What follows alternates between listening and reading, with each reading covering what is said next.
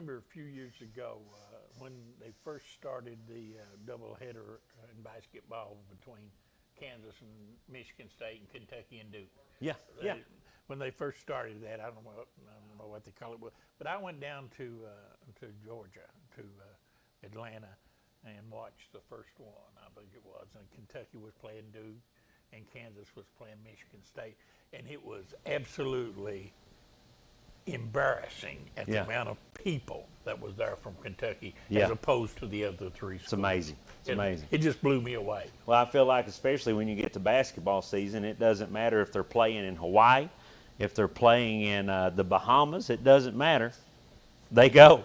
I know my sister went to Las Vegas last year. She didn't come back happy either. But that happens. That happens. They do travel well. They do travel well. There's no doubt about that. Big things on the show tonight here on Hometown 24 and 24 Plus. Harold, not only are we going to talk about the 6-0 Cats and the 6-0 Bulldogs, we've got, as always, great high school football action coming on the show tonight. Clay County at Perry Central over on Hometown 24 Plus, and the Breathitt Bobcats have traveled into Hindman, Kentucky. There's a big tailgate going on right up the road. I thought David Adams was going to bring us a hot dog. Well, you know, and I looked around a while ago for Josh, and he's gone up there. He claims he went to talk business, but I know what he's talking about. I do too. He's talking a burger on the grill. That's exactly right. But anything, big doings going on up in the football field in Hyman. That's coming up here later on Hometown 24. And, we'll talk a little volleyball. We're going to talk a little volleyball now. Got to talk some volleyball. We got a good volleyball tournament coming up starting next week. We'll talk about that as well. Got some volleyball coming up, and we're going to go a little back and forth here on the show, Harold, and we're going to see who makes some better points on some different topics, and then we get back to Clay at Perry and Breathitt at Knott, and as always, I think it's going to be a good freaking show we give for them tonight. Oh, absolutely. Who could ask for anything more? You at home, I just sit back in the recliner. I know all the guys are sitting back watching. We've got a lot of fans out there. We do have a lot of them. We got a lot of people that tune in every week. They all think they could do it better than we do. They do. They do. Everybody says, you know, if them guys can do that stuff, I know I could. But I do have to say, days they'll find out it's not so easy. They'll find out it's not so easy. Yeah, you'll have your chance. You'll have your chance. I will say, and over in Leslie County, Ryan Farmer that's got her back.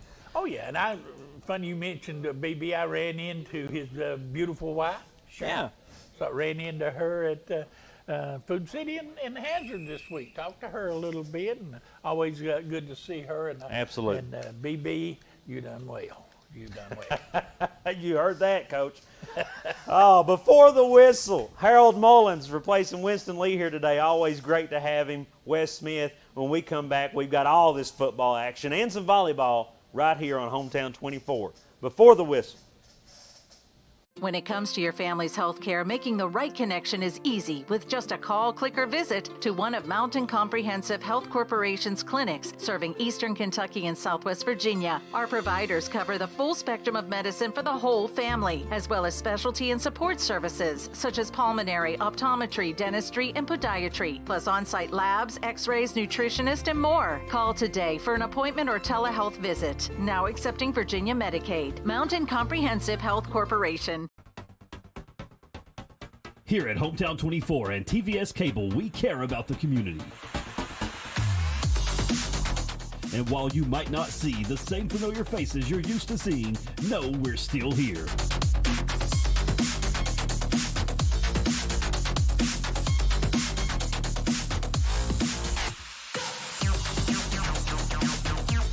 Bringing you live high school sports straight to your living room.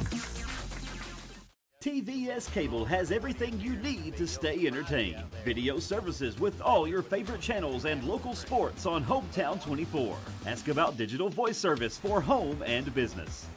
High-speed internet so you never fall behind in a game. There's something for all ages. We've got you covered. Sit back and enjoy everything TVS has to offer. Stay connected with TVS. Thacker Grigsby is constantly working to bring the latest technologies home. Home, where we live and work. A place we want to see grow and prosper. From Jackson to Heineman and everywhere in between. We're committed to serving you with the latest technology. Whether it's faster broadband, more video choices, or the latest voice services. Thacker Grigsby with our fiber network can provide the latest ways to stay connected, informed, and entertained.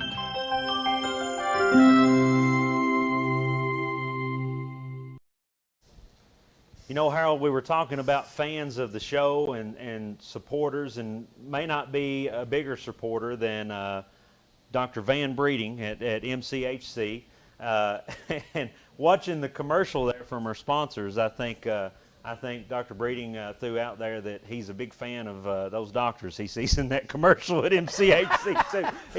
He might star in that. Did you know that my niece was a doctor up there? Yeah, I did actually. Yeah. Dr. Katrina Knott. Yeah, absolutely. Well thought of in the area. That's my sister's daughter. I've been told that Eastern Kentucky and MCHC might be home to two of the best OB doctors in the state of Kentucky. Well, of course, you're talking about Wade, I guess. Well, Wade, did Dr. Breeding ever tell you about the time that Wade and him and Stan used to work for me at the summers over at MCH? I've heard about some of those stories. I got some stories, but I'm not going to tell them. We can't. I'm not going to say anything. We'll just let that slide right on, just like a pew. We're not talking about that. We'll leave that for another show. But on a different station. I did used to work there. Oh, great times, great times.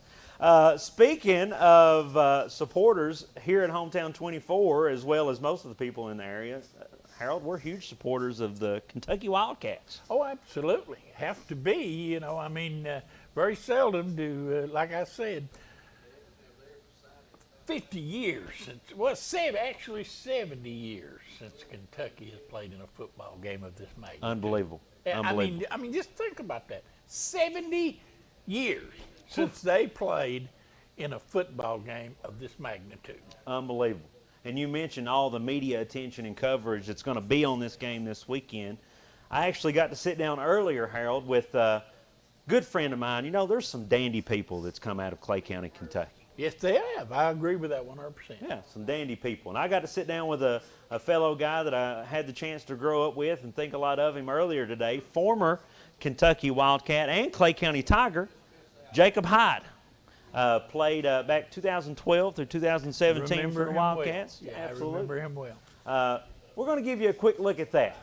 Got to sit down with him earlier today via Zoom. Let's take a look and see what all Jacob Hyde had to say about the big weekend in Athens. So I'm here with former Clay County Tiger and Kentucky Wildcat, Jacob Hyde. Jacob, man, it is great to be able to catch up with you and have you here on the show with us. How are you doing? I'm great, man. Thank you for having me. Well, listen, we've been excited about this.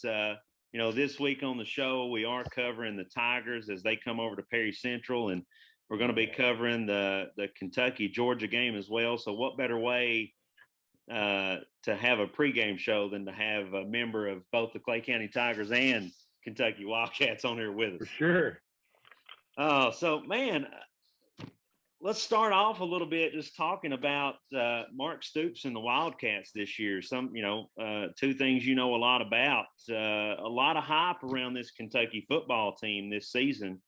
Mm-hmm. How do you feel about the Cats? Should we be as impressed as what we are? Yes. Think about it.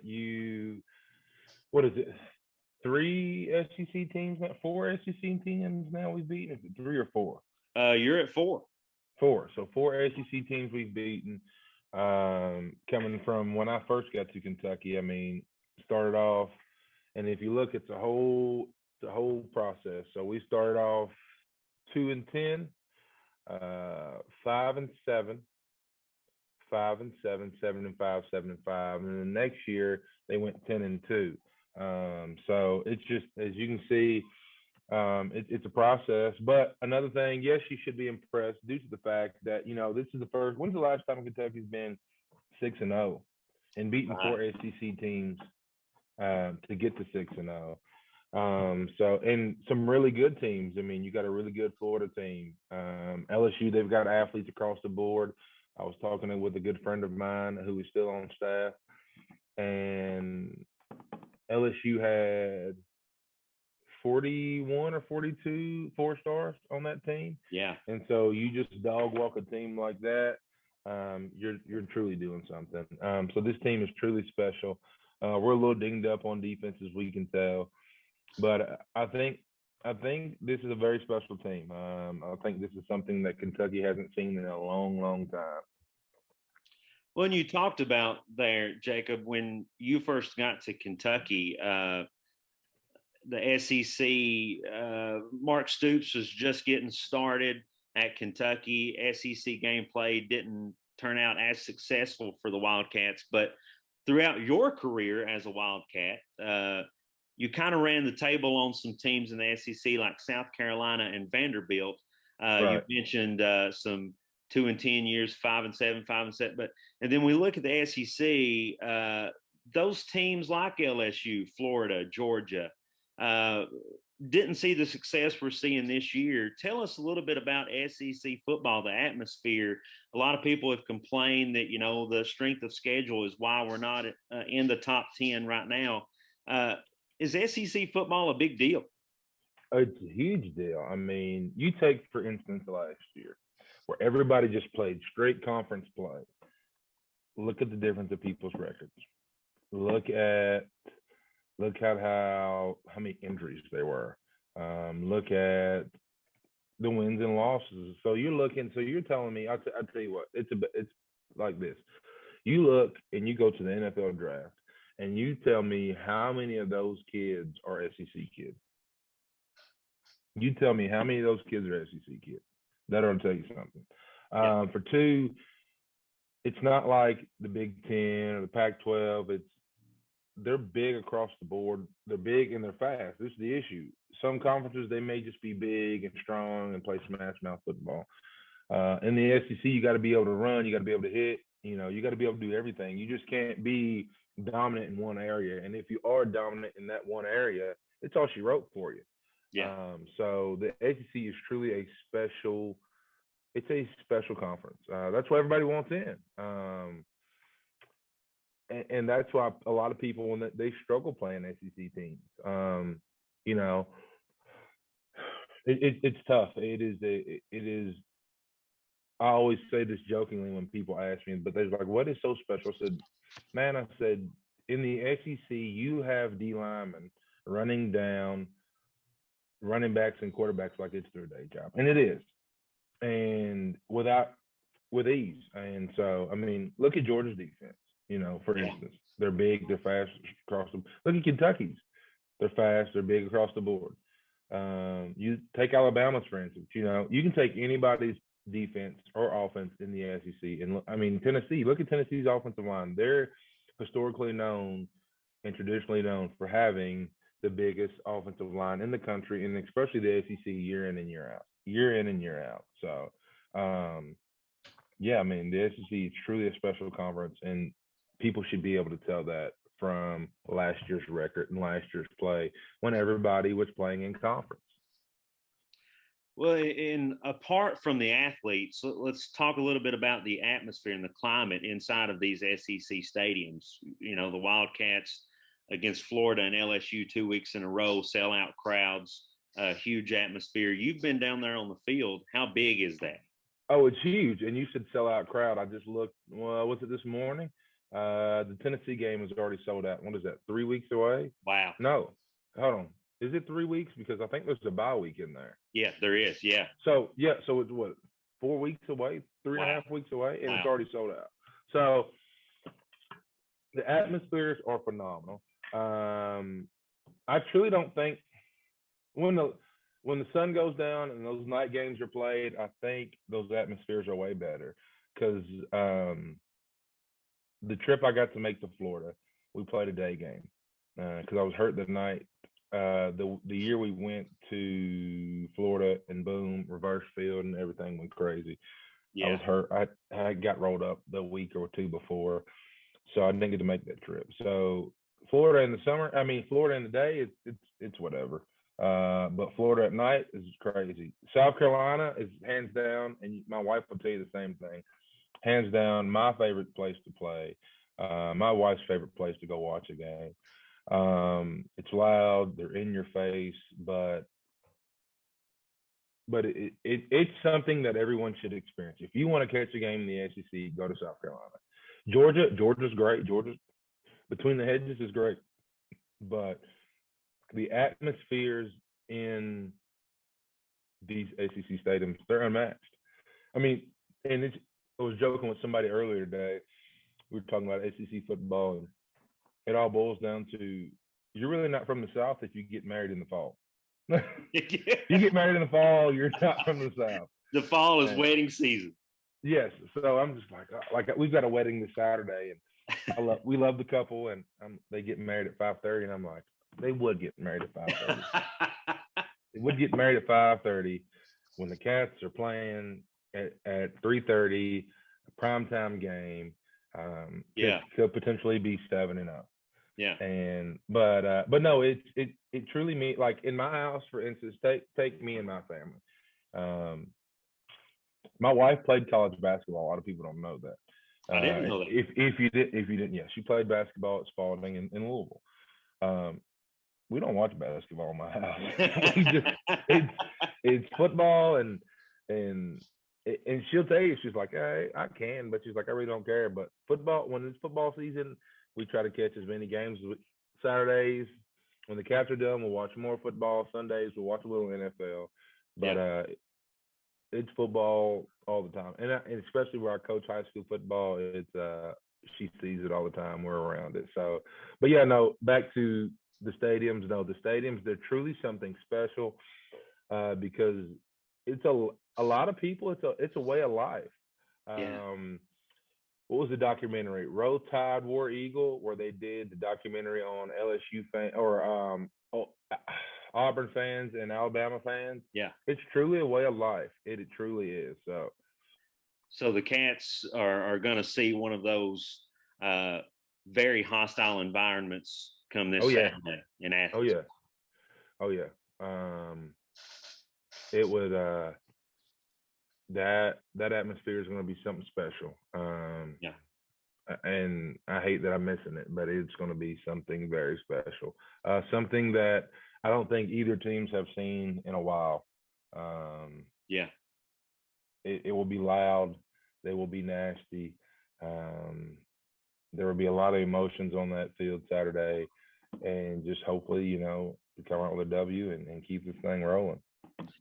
Well, we've talked about, you mentioned how hard that SEC play is through the conference. And you mentioned last year when it was only conference play. Looking back at your career at Kentucky, I know 2016 had a very close game with Georgia at Commonwealth Stadium, 27-24. That year, you all went 4-4 in the SEC. You beat Vanderbilt, Mississippi State, South Carolina, Missouri. Already this year, Kentucky is 4-0 in the SEC, getting ready to go up number 1 Georgia in that environment. How do you see the Cats' chances of being able to win on out here in the SEC, or maybe just drop one to Georgia? How do you see this playing out in the SEC for the Wildcats?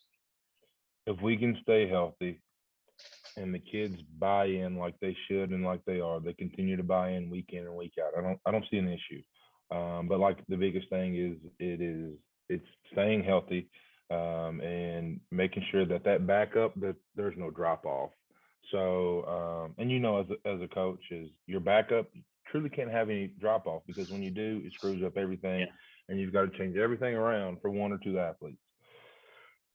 So that's the biggest thing is can we stay healthy, and can these kids continue to buy in and be good to go? Because being a former college athlete, being a coach, once these kids get a little success, is can they handle it?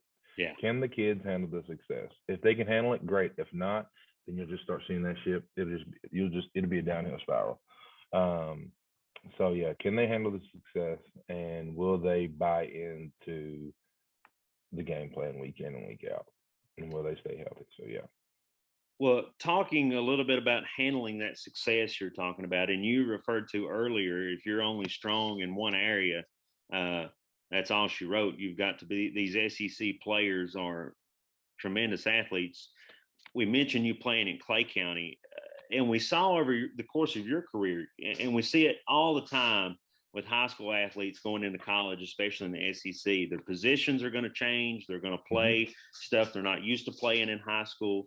How was that for you? You know, at Kentucky, we saw you all the way from defensive tackle, fullback, nose guard. Right. How did that go for you, learning and developing as a player in the SEC coming out of your high school career at Clay County? It was very interesting. So for me, everybody's like, "Oh, it's the speed of the game, or it's the speed of the players. It's how strong the players are." The strength was never an issue with me, um, which was a good thing. But it was the speed of the game. Yeah. Once you start to learn the game, it slows down. And you know that, being a former athlete and being a coach, once you learn the game and you watch enough film, things start to slow down for you. Yeah. You take, like, let's take Josh Pascal for instance. He probably watches a lot of film and is doing a lot of work with his coaches, and you can tell the game has slowed down for him because he's making plays like left and right. Yeah. You take Wandell Robinson, he's a special kid. He's probably watching a lot of film and knows what he's doing and knows what he's getting and knows the guys around him, and that's why he's able to do the things that he can. It's not just pure raw talent. There's some other things that go into that as well. So, but no, my time at Kentucky, it was getting to understand the game more from a scheme standpoint, from knowing the athletes that I'm lining up in front of, knowing the ins and outs of the game, and that will truly help you. So yeah, that would be my biggest thing. Well, let's backtrack to high school. Let's go back in the day for you a little bit here. You mentioned strength was not an issue for you. Obviously, you come out of high school at what, 6'3", 6'4", about what, 320? Yep. Yeah. Strength definitely not a problem. I remember watching you in those Tiger uniforms, man, and you know, growing up around you. Definitely strength not an issue.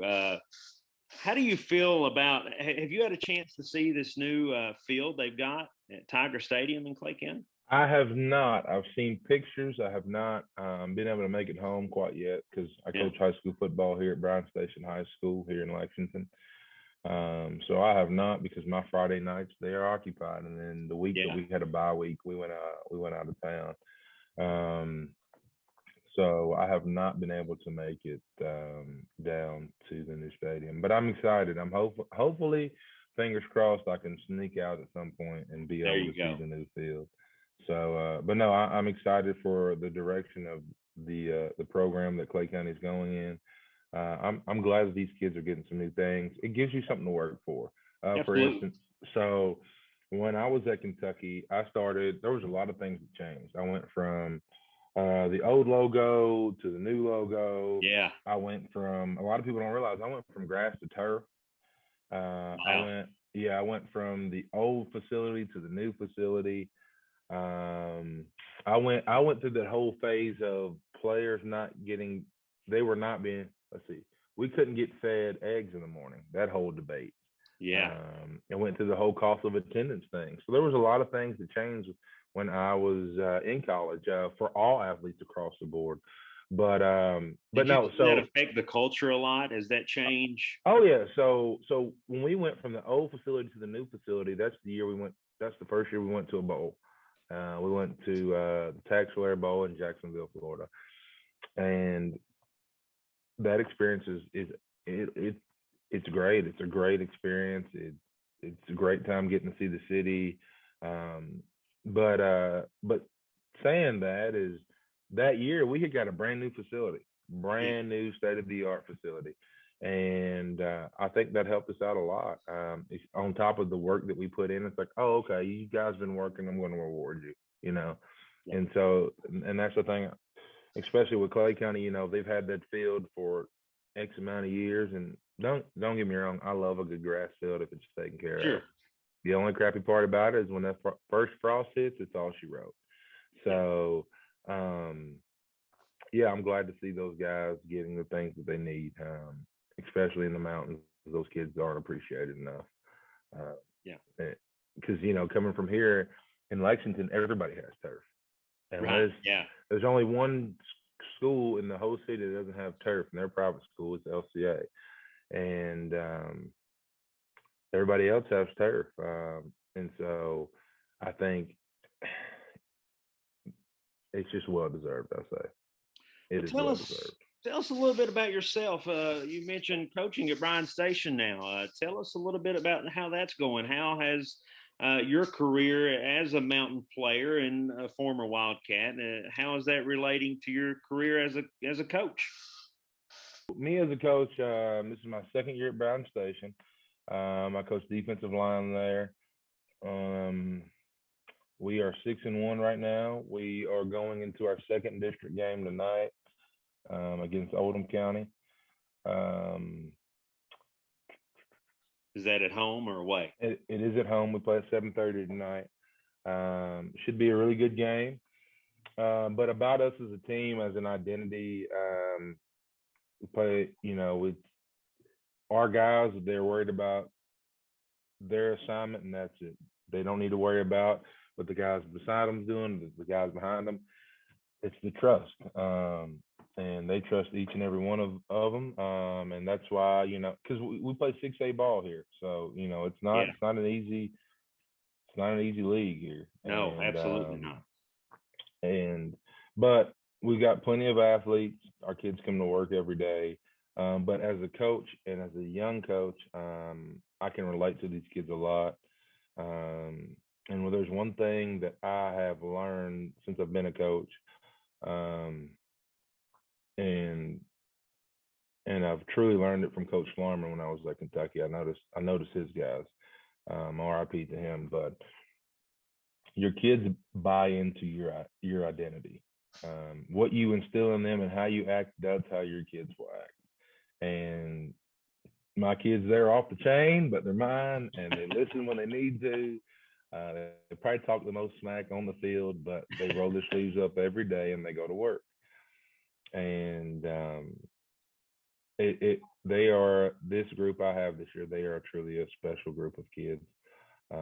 I am truly blessed and honored to get to work with these young men. But no, coaching there is great. And this style of football here is totally different than mountain football. People may remember Brian Miles or Milan. Yeah. I always say his last name wrong. Yeah. So he works at a news station here in Lexington now. And so I'm sitting, he was filming our game last week, and I look up, and Paintsville's coach from last year is now the head coach at GRC. Okay. And so I looked up, and I was like, why do we have so many bodies on the ground? Like, why is there such, and I was like, he's brought mountain football to the city, and these kids aren't used to seeing it. Yeah. So then we had to adjust and get everything good to go, but we were fine. And Brian looked at me, he's like, you're right. And it's a different style of football here that these kids aren't used to. Oh yeah. Definitely a different style. And I have no doubt that Bryan Station has the best leader and coach at the defensive line as any school in the state of Kentucky. So I appreciate that. Great hire for them there with you. And we wish you the best of luck as you go on through your career as a coach, and especially good luck tonight. Thank you. Jacob. Before we hop off here real quick, I've got to put you on the spot. Go ahead. 23.5-point underdog going into Athens. Are you taking the Cats over the Bulldogs this weekend? Absolutely. You don't turn your back on your guys. Oh yeah. I've still got some guys that I played with that are still on the team. So I know what they're capable of. A lot of those people that make that stuff or say that type of stuff, they're 23. That those guys have never played a down of football in their life. They're sitting behind a computer screen, and I don't listen to those guys. Same thing with my high school kids. They always talk about, oh, coach, this kid's a 4-star, this kid's a 5-star. I said, you got guys giving out stars who ain't never played a down of football in their life. You take for instance, but anyway, I'll say this and I'll get to that. I don't believe it. I don't think Georgia believes it. And I think as long as we can be healthy and we're good to go, or I'll say not be healthy, we can stay healthy and not have any major injuries this week, I think we'll be fine. I think we'll be fine across the board. It'll either be a close game as a loss, or we will win. One of the two. Do not feed the 23.5 points. No. But back to the star issue is, you take Randall Cobb for instance. He was a 3-star. You take Josh Allen. He was a 2-star. Yeah. And for instance, Bud Dupree was a tight end coming out of high school. And back to Bud Dupree, I meant to say this earlier, is what is so special about the SEC? Bud was like 6'4", 6'5". Yeah. His pro day, he was 260. Had a 40 or a 41-inch vertical at 260. Wow. And ran a 4.5 40. Wow. So you got guys like that all across the board. Yeah. And I was honored to be able to play with several guys like that, of that type of caliber of player. But yeah, so the Georgia game is, everybody tune in at 3:30 and we'll see where it goes from there. Well, I'm sure the BBN is going to be behind the Cats going in this weekend. They're full of force right now with them, and I hope they have a good turnout. I do. I hope there's a lot of Kentucky fans that make that travel. I'm sure. You know how playing there, you know how the fans like to get behind the Cats. So that's got to be an awesome feeling. But Jacob, I can't thank you enough for joining us, man. Great to have you on the show here with us. And as a former Clay County that kind of grew up there in the area with you coming up, I got to say, we're proud of you, man. We love you, and you're welcome on our show anytime. Pleasure to have you on here. Thank you, my man. Love you guys, and thank you so much for having me. Absolutely, and good luck tonight against Oldham County. Appreciate it. Thank you.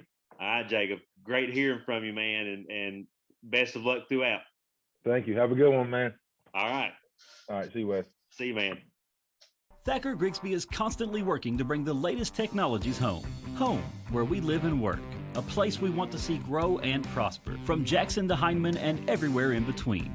We're committed to serving you with the latest technology. Whether it's faster broadband, more video choices, or the latest voice services. Thacker Grigsby with our fiber network can provide the latest ways to stay connected, informed, and entertained.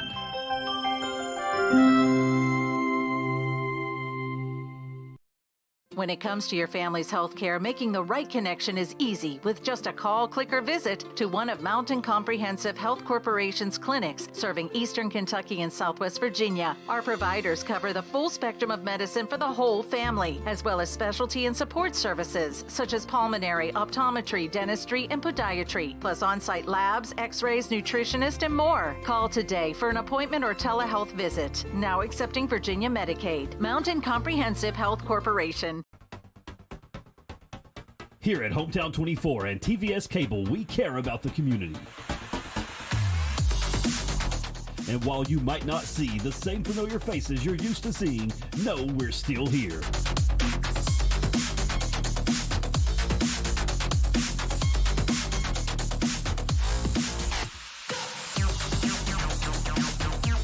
Bringing you live high school sports straight to your living room.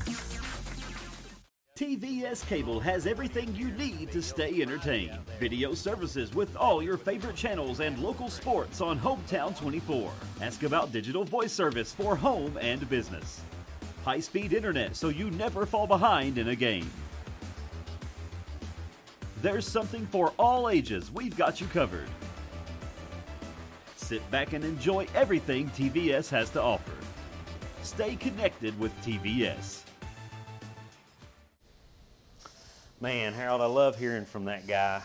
Tremendous. I remember him so well, you know. Oh, yeah. I mean, good guy. Great guy. Good I wish guy. I still had the picture. very well known for riding into prom in a big white tux, blue undershirt, vest on a zero-turn lawnmower. If I ain't mistaken, that picture may have made the newspaper. I'm sure. I'm sure. But that was kind of funny, to say the least. Yeah. Oh, great guy. Now, Harold, here is the fun part of the show. We get to go a little back and forth here and give our fans our thoughts. And the first topic that producer Josh Cornett and Devin Combs has presented us with is 11 minus 1, really 23.5. Number one, Georgia, obviously we know, a 23.5 point favorite. Is that crap or is that legit? Well, all indications are that from what has happened in the past, and I'm sure that's where the Las Vegas line comes from, they beat a really good Arkansas team very easily. Yeah. And but 23.5 points. I don't think that Georgia has played anyone this year, with the possible exception of Clemson, that defense is as good as Kentucky's is. Oh, yeah. I don't think 23.5 is realistic. Yeah. You know, I look for this to be anywhere from a 3 to 10 point game. Well, at least on one topic. Give or take. At least on one topic, I think I'm going to agree with you tonight on this. Yeah, I think really we're talking about number 1 and number 11, 2 undefeated, 6-0 teams, really at 23.5. And yes, I'm like you, I can understand where they might get that. Well, you mentioned the Arkansas. Yeah. But I'm like you. Kentucky's defense, I don't think, is going to allow enough points to get on the board to make a 23.5 point difference. And, you know, I mean Kentucky lost a couple of D-line. Yeah. And that's going to really hurt them, because the two that's going into play now are going to have Powell, I believe is one of them, is going to have to play almost every down. Yeah. Yeah. When you lose McCollum, you lose Oxidine. Yeah. You've lost 2 premier defensive linemen. Yeah. But, you know, you can't cry over spilled milk. You know, you got to go and play with what you got.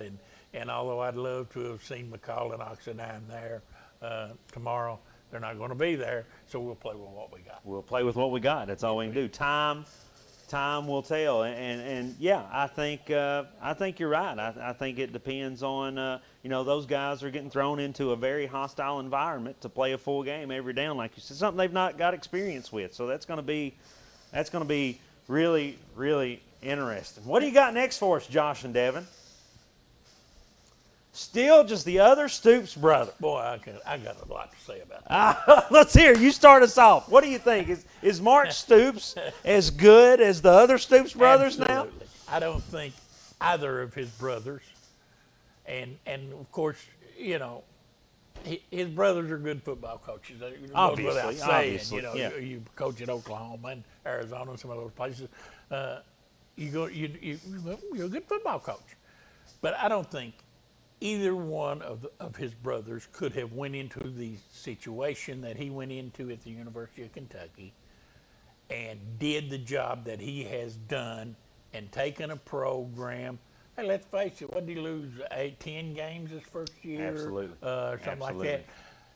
And brick by brick, he built this program in his own image, and he's a big old tough Youngstown man from Ohio.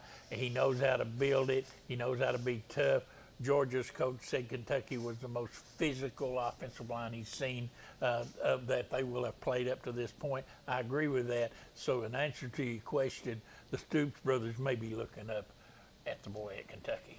Harold, mark this down. Me and Harold might agree on every topic tonight. I don't know if that's possible. I don't know if that's possible either, but I'm going to agree with you again. No, I'm with you. He's not just the other Stoops brother. I think they're looking up at him, like you said. I think so too. Oh my gosh, Bob Stoops has done great things, but boy, like I said, I just don't think anyone in the situation that Mark Stoops was thrown into could have. I can't think of even Nick Saban or somebody. I can't think of anybody could have done a better job. The Stoops brothers walked into programs that were in a lot better shape than what the Kentucky Wildcats were in Lexington.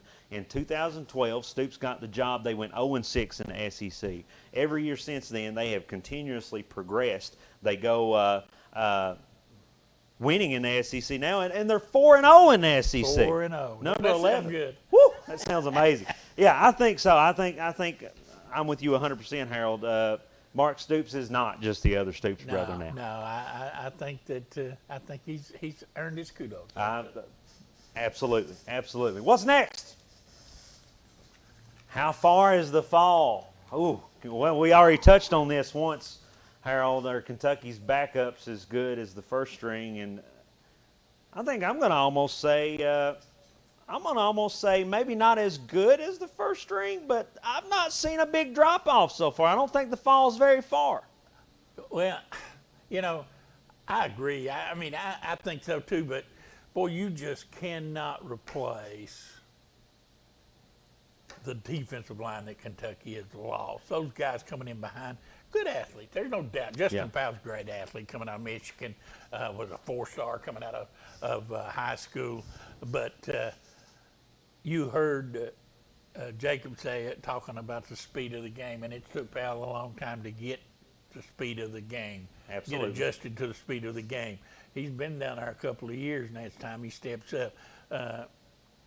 The fall off, it's going to be significant. I think I really do, and I think that Kentucky wins or loses by how that defensive tackle and that nose tackle are able to play against Georgia. I see that as a big key to this game. I think that is going to be a big key, and I think thinking about it from a coaching perspective, if you've got your first string in there, one of them cramps up, one of them gets rolled over and is injured and has to come off the field, you're down to that second string, which may not be a big fall off, but now you've got that second string starting the game. Yeah. What if that happens now? That's what if exactly there's right. a cramp? What if there's an injury now? Now you're down to the third string. And boy, that any play in the Southeastern Conference, those defensive and offensive linemen are really out on island. They can get hurt at any time. Especially a game like this. Oddly enough, we didn't talk about this before we came on the air. I was thinking about when I looked up there and saw how far is the fall. I was thinking maybe you were going to talk about if Georgia loses, how far do they fall? If Kentucky loses, how far do they fall in the polls? And that's going to be interesting. Do you think we overtake them? If we beat Georgia, do we move ahead of them in the polls? No. I would agree. I think, just put it this way, if Georgia loses, well, we saw it last week. Alabama lost. Nobody thought Alabama was ever going to lose. Right. Well, they lost. Wake up Sunday morning, and the AP poll comes out, and Alabama's ranked number 5 in the country. Yeah. Now, if Kentucky is sitting at number 11, loses tomorrow, how far do you think they'll drop? I think they'll drop down to at least 18 to 20. I think we'll be 20 plus if that happens. But I now, really do. Georgia, if they lose, if Kentucky beats them, Georgia probably drops 6, 7. At the most. At the most. But where would Kentucky move up to? That'd be interesting. It would make for some interesting comments, to say the least. Absolutely. And I will throw out there, Kentucky fans are already a little upset that we didn't crack the top 10. And they mentioned strength of schedule. But I will say, as far as us not overtaking Georgia if we was to beat them in the polls, a little bit of that, this is the impressive thing to me with Georgia. I'm going to throw 2 stats out there that really were mind-blowing to me. One is that, we had teams like Chattanooga score multiple touchdowns. UL Monroe scored a touchdown. Georgia has only given up 3 touchdowns on this season so far, 6 games in. One of them was an by the way to South Carolina. Absolutely. And then another stat and I don't know if you've seen this one absolutely threw me over the edge.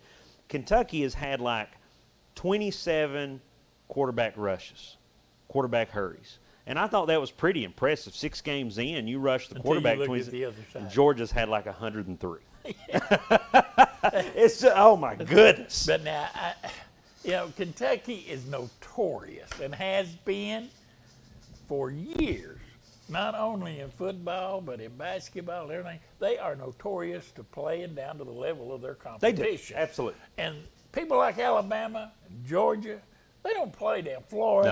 No. They don't play down level. They smack you.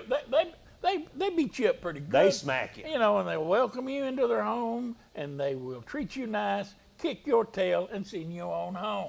But you will have a severe tail kicking when you leave. And Kentucky's not that way. Very seldom you see Kentucky beat anybody 60 or 68 to nothing.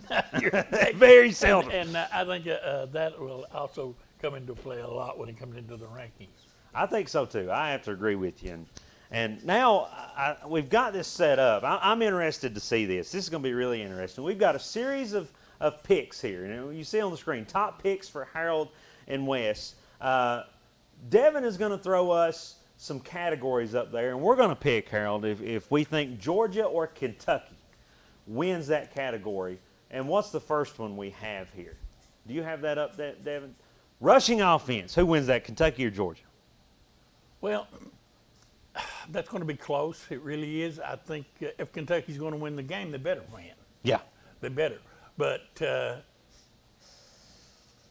I kind of feel like that Georgia may win. You're going to go with Georgia? Yeah, You're going to go with Georgia? Yes, I am. I think I'm going to go with Kentucky. I look, and I've had a lot of people tell me, man, Georgia's got 3 running backs that are all – well, that's fine. You can have 20. There's only one football. Yeah. Only one person gets to carry it at a time. And if you ask me, man, I am really impressed with Cavassier Smoke. And I think he's I done a put great him job. over any of the Georgia running backs. And he's not even the leading rusher. He's not even the leading rusher. C-Rod is. Yeah, it's amazing. It's amazing. So But you go with Georgia, and I'm going feel- with Kentucky. You're going with Kentucky. I'm going with Georgia. I think that Georgia will prevail because I think they'll lay on Kentucky a little bit more our defensive line out. All right, let's see how we go. Passing game. Now, you've expressed your concerns about the banana eating, mayonnaise in the coffee drinking Will Levis. I tell you, you know, and Kentucky and the nation, it seems like, is taken with this guy. Okay, I mean, when you turn on TV and you got a sideline reporter eating a banana that's not peeled, Yeah, you know, yeah. somebody is impressing somebody. Somebody's right? impressing somebody out there. But his football ability, now he's tough. He's Yeah. tough. He's tough as a pine knot, and he asks no quarters. He gives no quarters. I question Levis's touch on the football. He can drop back. He can throw it 70 yards, and Robinson run under it one or two Yeah. times, and that's great. It looks great. But can he hit that 10-yard crossing pattern with consistently? Can he hit the sideline pass consistently? I think and I blame a little bit the offensive coordinator for this, although I think this weekend we may see a significant change in this.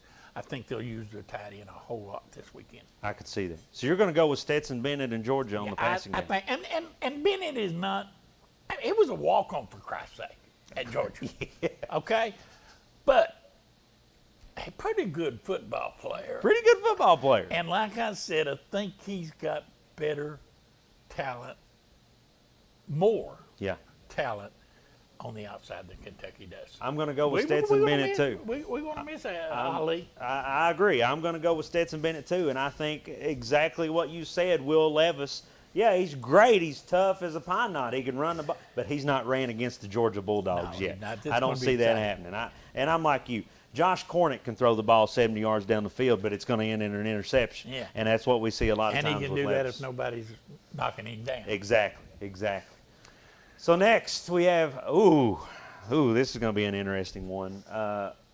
The coaching staff all across the line, everybody's been impressed with Liam Cohen. What do you think? You're going with the Kentucky staff in this game or the Georgia staff? I'm going to go with Kentucky. Oh, okay. All right. I like Mark Stoops, okay? Yeah. I think he's down to earth. He's built this program. He's proud of this program. He's proud to be the Wildcat coach. He's brought in a great defensive coordinator. Yeah. I think that Kentucky's defensive coordinator may be, if not the best defensive coordinator in the SEC. At least he's in the top two Yeah. or three. I like the fact that he went in and decided to bring in a pro-style offensive coordinator, try to upgrade it. And I think as the season goes on, the passing game will get better and Yeah. better and better. I like what Cohen said when he said, when we finally get it, we're going to be awfully tough to stop. Well, I hope they finally get it. I this hope week. they finally get it. But I just think Mark Stoops had him a coach.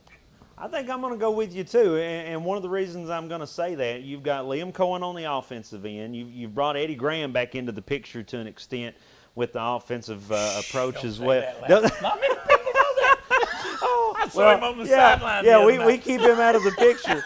But you know what, Harold? Mark Stoops and his staff, we talked about the steady improvement he has made, and he's done that with 3 different football teams that didn't have a quarterback. We were in the Wildcat formation, That's and exactly he still right. found ways to win ball games. And I think, I tell you what, it's going to be so much fun. I cannot wait till tomorrow afternoon. I tell you. And, I was talking to my good friend Kenneth Fugit on the way to the studio this afternoon, and he said he had to take Joan shopping tomorrow. And he would miss the game, but he was going to tape it. I said, Yeah. "You're talking about kissing your sister right there is taping the game of the year and watching it when you come home." Yeah. I love Carol, but she's going to go shopping on her own. I hear you. I hear you. It's Wildcat Saturday There tomorrow. you go. There you go. Now this one, I have a feeling, I know where you're going to go. We talked before the show about what you really thought one of the big X factors of this game would be. Now we've got the opportunity, Harold. Do you think Kentucky or Georgia has the biggest X factor, and what is it? I think it's the Bulldogs, and I think it's playing in front of 100,000 down between the hedges. We saw what 60,000 people, fired up people, can do to a good football team, what we did to Florida. Yeah. And pretty much the same thing to LSU. Well, we got the shoe on the other foot tomorrow. Yeah. We're going down to little rural Georgia, and they ain't nothing to do down there Yeah. but play football, and they'll come out of the farmers. They'll Yeah. come all out, and it's going to be a big atmosphere. And even though Kentucky game has not in the past generated the interest in Athens that a Florida game or an Alabama or an LSU or any of those may have in the past. It's going to tomorrow, because this game tomorrow, Georgia knows what's on the line.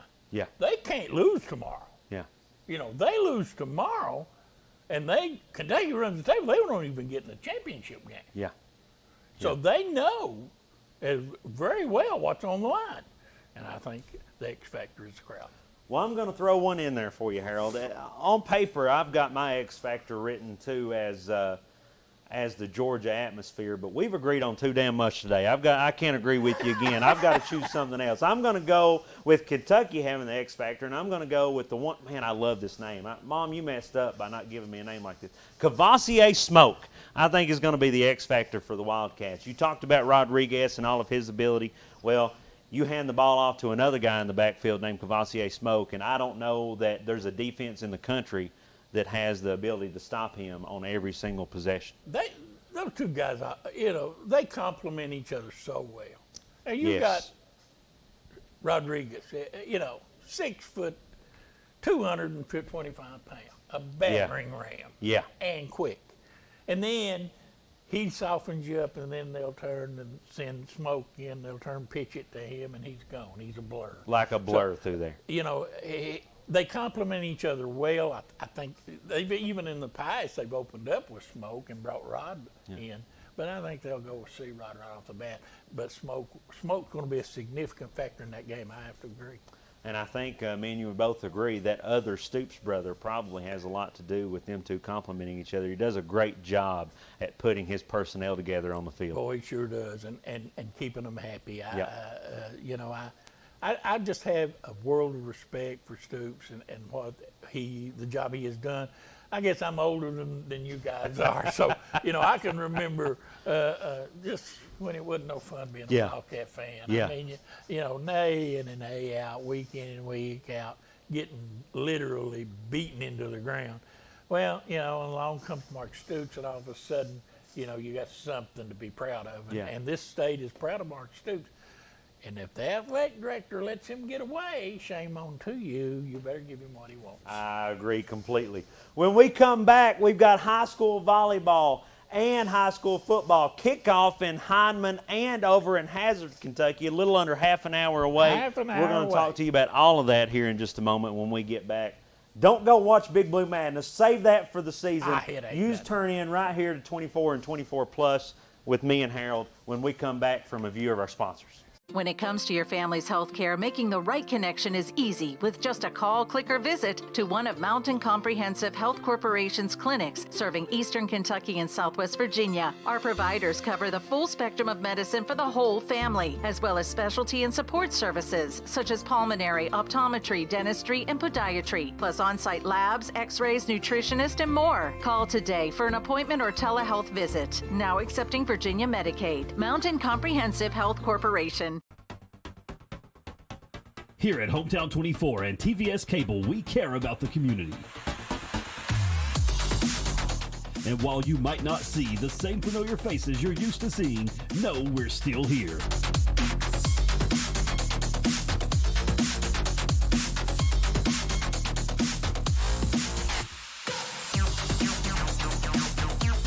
Bringing you live high school sports straight to your living room. TVS Cable has everything you need to stay entertained. Video services with all your favorite channels and local sports on Hometown 24. Ask about digital voice service for home and business. High-speed internet so you never fall behind in a game. There's something for all ages. We've got you covered.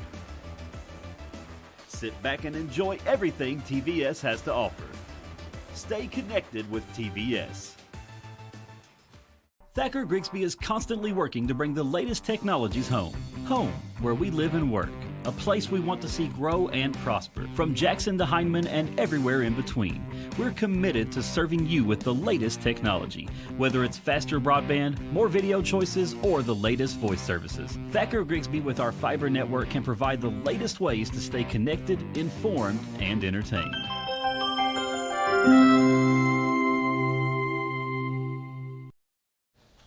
Harold, we've had a lot of talk about the Wildcats and the action going on in Athens this weekend, but there's some big action going on around the district in the 14th region in volleyball coming up this coming week. Up and coming sport. I Never agree. was interested really in volleyball, covering it or watching it or anything until this year, and my daughter joined the staff Yep. up at Knott County, joined Coach Justice's staff as an assistant volleyball coach, so I kind of got interested Yeah. in it because of that. And she was a good high school player, Shay was, but I started watching and got real interested in it, and I'm telling you, a quickly growing sport is volleyball. Absolutely. And we've got the district coming up. District coming up. I know Hindman's hosting on Tuesday, ever who wins between Letcher County Central and Jim Buchanan.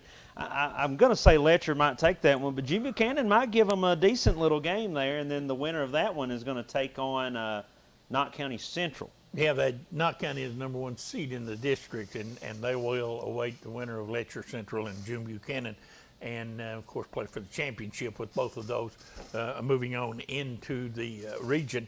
Down in the 54th, kind of interesting matchup, Leslie County, Yep. which I would figure along with Hazard would be a favorite down there. They play Buckhorn. That game is Monday night, and Hazard will play Prairie Central on Monday. That's in the 54th district, played at, where is that played? At Prairie Central. And moving to the 55th, which is probably on paper the stronger, or have two very strong teams in Wolfe County and Breathitt County.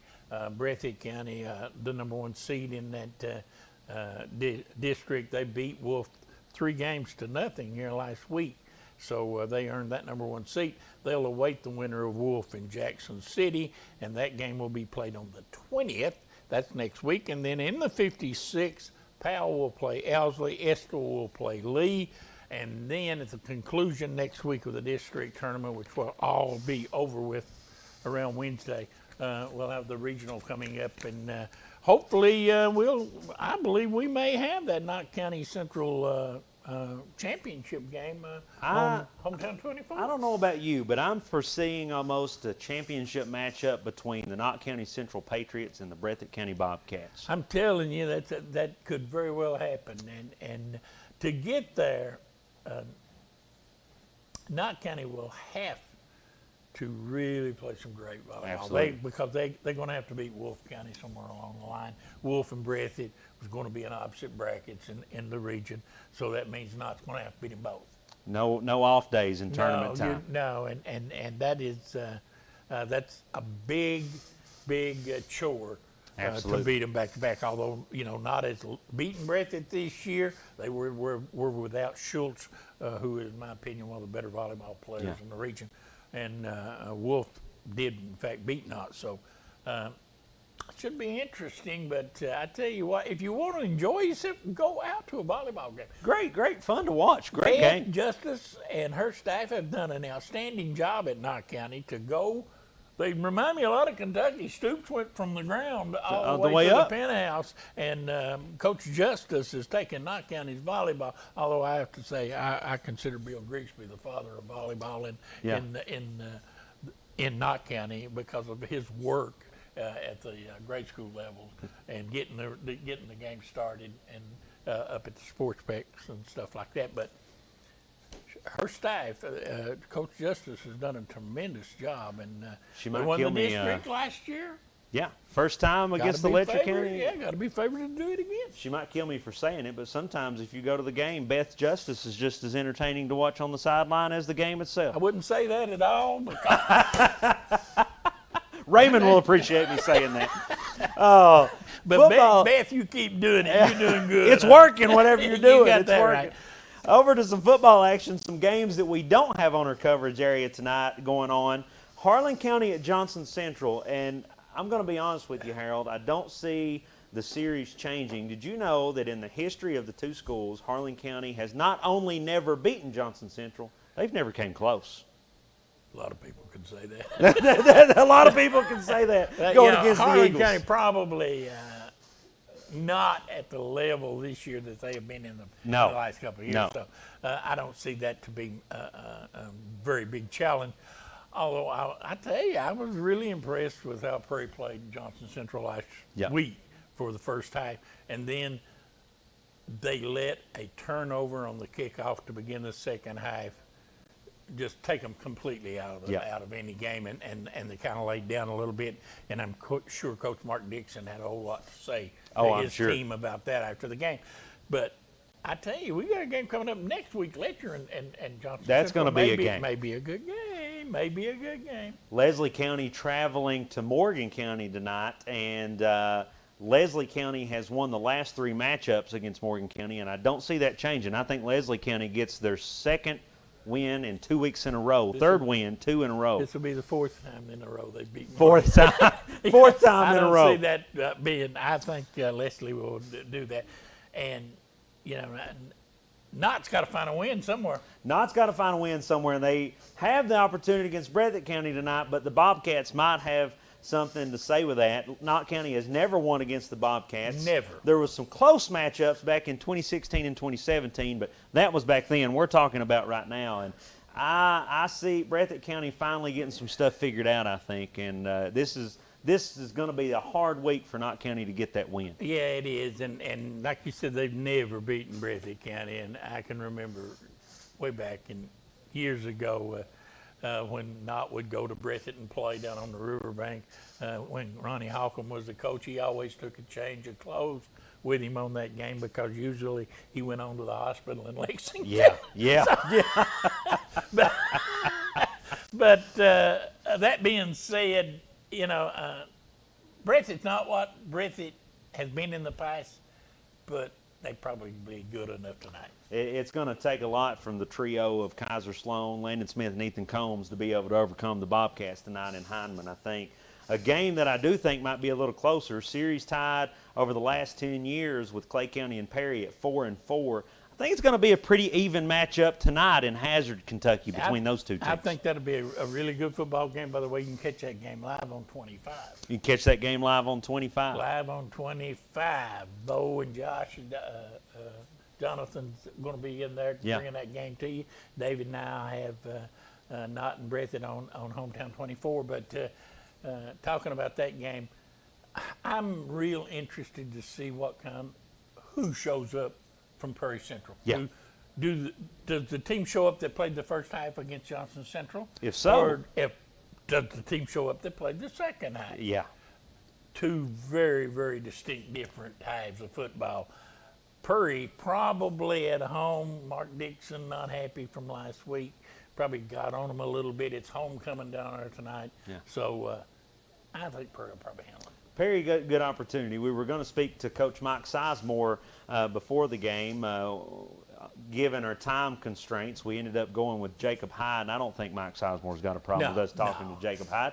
I'm like you. I think McKenzie and staff's got a hard win tonight over Clay County, but I think they can overcome it in the fog there on the hill. That's a big district game as well. Big district game, absolutely. Both teams, Clay County's had some nice wins, some tough losses. Same with Perry County on the other side. It's a big matchup tonight. And I saw where you told me during break a while ago that Hazard was leading Lexington Sayre 7-0 at halftime. Lexington Sayre in the infancy of its program. Yeah.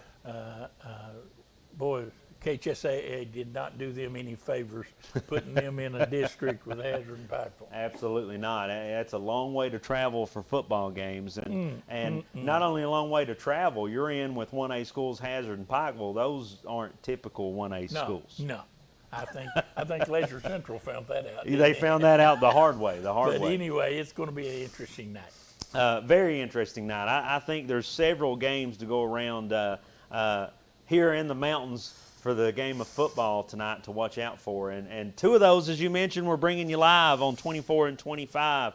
Right here on 24, you're going to see, as we mentioned, Breathitt County at Knott Central here in Hindman. And on 25, you're going to be able to see the Tigers come into town to take on the Perry Central Commodores. Looking forward to it. Should be a good night of football. I'm looking forward to hearing you and David bring me this action tonight. Oh, God. And I'm telling you, whatever you were planning on doing tomorrow, cancel forget it. 3:30, be in front of the tube. And on CBS, it's the national game on CBS. I can't think of another time, Harold, that SEC Nation and ESPN Game Day has went to the same game. No, that shows the significance of that game. Yep. ESPN Game Day will be there, even though Kentucky's 23.5-point underdog. I can't remember Game Day ever going to a game where one team was favored by 23.5 points. But I don't think they think it's going to be that type of game. I don't think it's going to be that type of game either. But I'm going to side with Jacob Hyde. I don't think Kentucky, Georgia, or ESPN think it's going to be a 23.5 point game. No, I guarantee you that. And if you think that Kentucky's going to catch Georgia napping, forget that. Kirby Smart is too smart for that. Oh, he got his name for a reason, yeah, right? Yeah, he's too smart for that. He knows Stoops is bringing a pretty good football team to town. Not the normal team. Oh, by the way, before we leave, and I know we got to get off here in a little bit, but I had a chance to talk to Chris Blair this week again. Guest on our show. He said you guys, he understood. Somebody had called him from around here, evidently, or something. Said you guys were giving me a hard time. Yeah. He wanted to tell me that he thought I was such a great coach. Of course, he was blowing smoke. Yeah, yeah. Now's the time I tell you that I talked to Chris, too, and told him to build you back up a little bit. But he said he was looking forward to being back on the show in February. Called you the meanest Little League coach he'd what ever about played. that? I think he also said it's the only Little League coach. Is there anything mean about this face? I don't think so. Oh, Harold Mullins, Wes Smith, Before the Whistle. Y'all, thank you so much for joining us. If you happen to be in Target in Lexington and see Winston Lee, check and see what he got me and Harold for Christmas, if you don't mind. We'd like to know. And happy birthday, Frank Michaud in Augusta, Maine. I know you're looking in. Today's his birthday. And You've got fans all the way in Maine? Hey, old Air Force buddy of mine. We served together 50-plus years ago. Is there anything Happy you've birthday, not done? Frank. Anything you've not done? Well, I can't talk about it. Before the Whistle, thank y'all for joining us. Let's get over to some football action after review from our sponsors.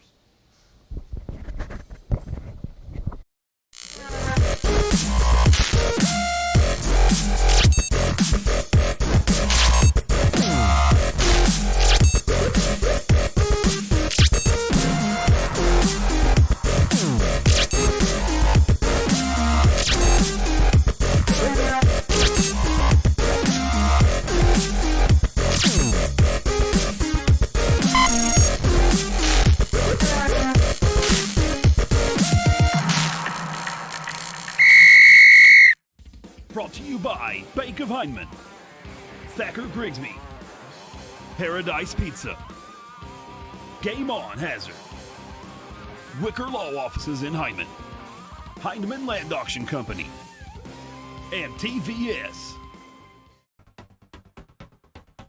Here at Hometown 24 and TVS Cable, we care about the community. And while you might not see the same familiar faces you're used to seeing, know we're still here.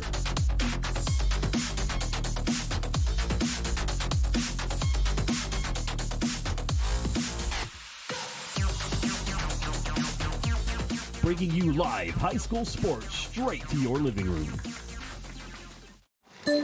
Summer is here, and the deal on the iPhone 12 mini just got even hotter at Appalachian Wireless. The iPhone 12 mini comes with massive features and is the perfect pocket size. Best of all, Appalachian Wireless is offering the iPhone 12 mini for just $1 with a 2-year contract. Good things do come in small packages, and it's the iPhone 12 mini on the region's best network. But don't wait. This deal won't last long. We are you. We are Appalachian Wireless. For over 100 years, the Bank of Hyman has been committed to serving our community and serving the future of our families, homes, and businesses. With our new convenient online banking, viewing your account balance and history, transferring money, and paying bills has never been easier or more secure. And with the construction of our new headquarters, we've renewed our promise to Hyman to stand by our customers even in troubling economic times, because we're not just your bank, we're your neighbors. That's the Bank of Hyman. Log on to www.bankofhyman.com or give us a call at 606-785-3158. Since 1954, Hyndman Funeral Services has been part of this community. When your family needs someone who cares, Danny Terry and his staff are here to help. During your family's time of need, they are a helping hand through every step of the process, from services to monument and to your loved one's final resting place. Celebrating over 50 years proud service to the community, Hyndman Funeral Services. I believe in Kentucky. I believe in Kentucky. I believe in getting your hands dirty. I believe the best recipes are never written down. I believe in fried chicken, cornbread, and soup beans. I believe in the cards. I believe in cats. I believe in insurance coverage that helps you sleep at night. I believe in always carrying an umbrella. I am Kentucky. I am Kentucky. Contact Derek Bowling, your Kentucky Farm Bureau agent in Hazard.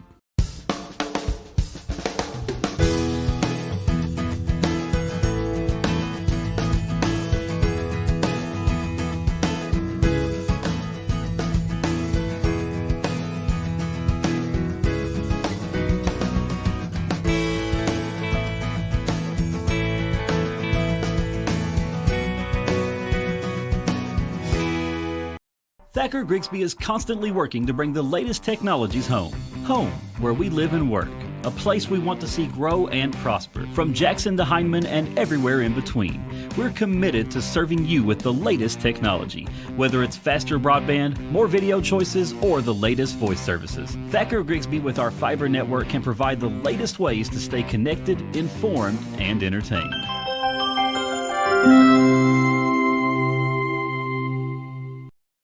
At TVS Cable, we are committed to providing you with the best broadband available, whether that be through expansion of our fiber-to-the-home facilities, new builds into previously unserved areas, or by launching DOCSIS 3.1, the latest technology in cable broadband. TVS Cable has always changed with the demands of Eastern Kentucky, and we will continue to make investments in our area because we care about Eastern Kentucky. It's our home too. Being in an accident can leave you feeling vulnerable and lost. You need a lawyer who will fight for you and be there by your side the entire way. What I believe is that with trust and collaboration, we can get you the justice that you deserve. Go to KyleSHall.com right now to schedule a free consultation. I will review the details of your case and get you back on your feet. Don't navigate the legal system alone. Get me in your corner right now. No matter what town or community you live in, there's a Tim Short dealership nearby. That's because our family of dealerships are dedicated to serving the folks throughout Eastern Kentucky. Our employees are your friends and neighbors, helping to support the local economy and provide safe and affordable transportation to everyone that shops the family of Tim Short dealerships. Our entire inventory can be found with the click of a button at timshortautogroup.com. Visit us online and join the thousands of customers that took the short drive to satisfaction today. TVS Cable has everything you need to stay entertained. Video services with all your favorite channels and local sports on Hometown 24. Ask about digital voice service for home and business. High-speed internet so you never fall behind in a game. There's something for all ages. We've got you covered. Sit back and enjoy everything TVS has to offer. Stay connected with TVS. Summer is here, and the deal on the iPhone 12 mini just got even hotter at Appalachian Wireless. The iPhone 12 mini comes with massive features and is the perfect pocket size. Best of all, Appalachian Wireless is offering the iPhone 12 mini for just $1 with a 2-year contract. Good things do come in small packages, and it's the iPhone 12 mini on the region's best network. But don't wait. This deal won't last long. We are you. We are Appalachian Wireless. For over 100 years, the Bank of Hyman has been committed to serving our community and serving the future of our families, homes, and businesses. With our new convenient online banking, viewing your account balance and history, transferring money, and paying bills has never been easier or more secure. And with the construction of our new headquarters, we've renewed our promise to Hyman to stand by our customers even in troubling economic times, because we're not just your bank, we're your neighbors. That's the Bank of Hyman. Log on to www.bankofhyman.com or give us a call at 606-785-3158. Since 1954, Heinemann Funeral Services has been part of this community. When your family needs someone who cares, Danny Terry and his staff are here to help. During your family's time of need, they are a helping hand through every step of the process, from services to monument and to your loved one's final resting place. Celebrating over 50 years proud service to the community, Heinemann Funeral Services. I believe in Kentucky. I believe in Kentucky. I believe in getting your hands dirty. I believe the best recipes are never written down. I believe in fried chicken, cornbread, and soup beans. I believe in the cards. I believe in cats. I believe in insurance coverage that helps you sleep at night. I believe in always carrying an umbrella. I am Kentucky. I am Kentucky. Contact Derek Bowling, your Kentucky Farm Bureau agent in Hazard.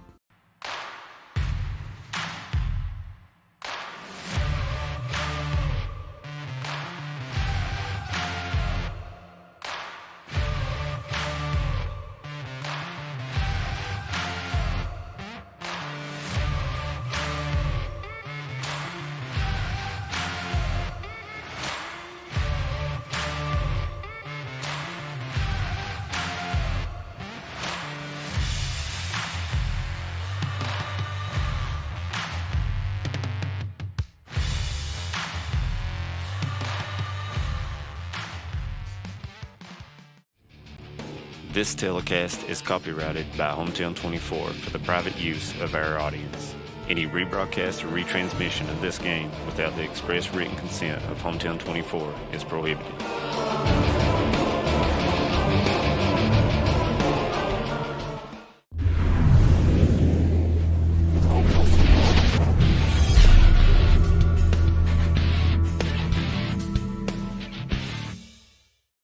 Brought to you by Bank of Heinemann, Thacker Grigsby, Paradise Pizza, Game On Hazard, Wicker Law Offices in Heinemann, Heinemann Land Auction Company, and TVS.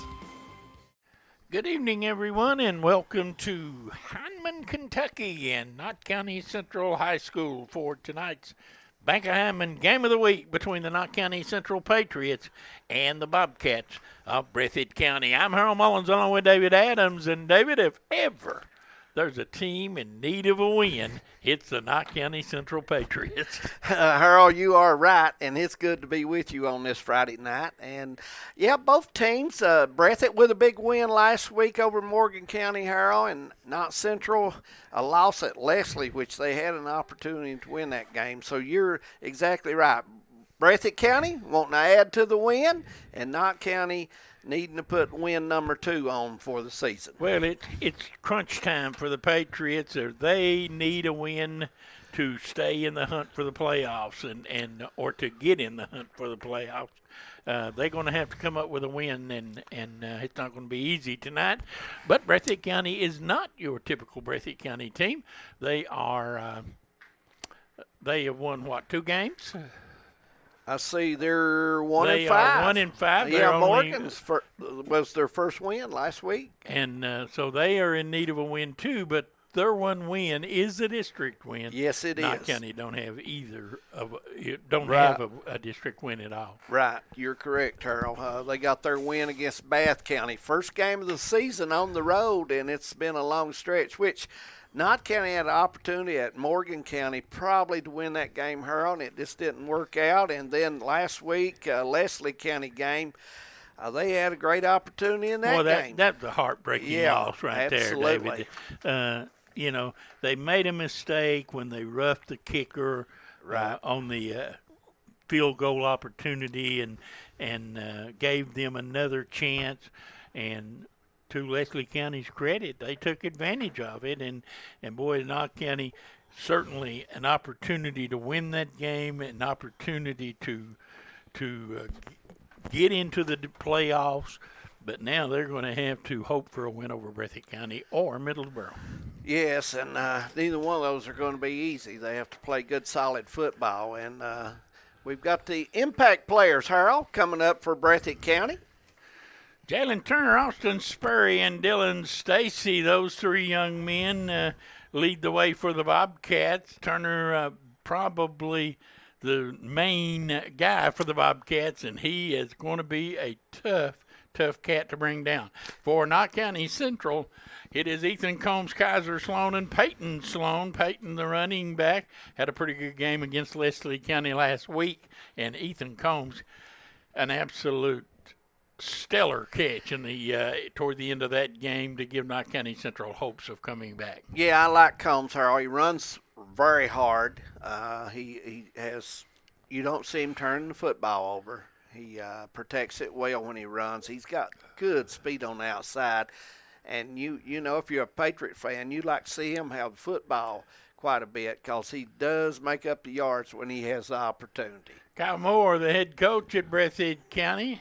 Of course, he lost his former coach, Mr. Mike Holcomb. He left him. He retired and then helped Kyle a little bit along the way and decided to get back in it and is now coaching at Madison Central, where he's had a good year. Yeah, he's got a fine team down there, and you might hear him quite a bit in the playoffs coming up, Harold, because he might make a serious run at that.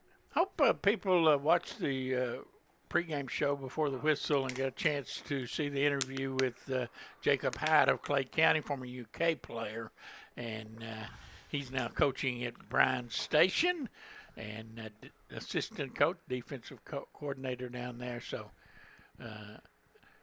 we had a chance to talk to him about the big game coming up this weekend in Georgia, and he had a lot to say about that. And I'd be interested in your take later on in this game. We'll talk a little bit about the biggest game in Kentucky in 70 years. It has been a while, no question about it. The Patriots will kick off to get this one underway, dressed in blue with the white helmets and trimmed in maroon.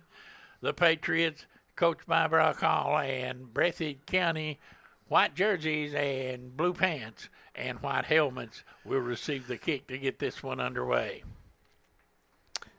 Nice weather out, Harold, but I understand we could have some rain on the way. Before this night is done, and they kick it out of bounds. There's a flag, and it's going to be out of bounds and will be placed at the 39-yard line. Actually, should have been, if it had been out of bounds below, they would have brought it back to the 35, but it will be ruled out of bounds at the 40. They're going to put it, and that's where they will take over.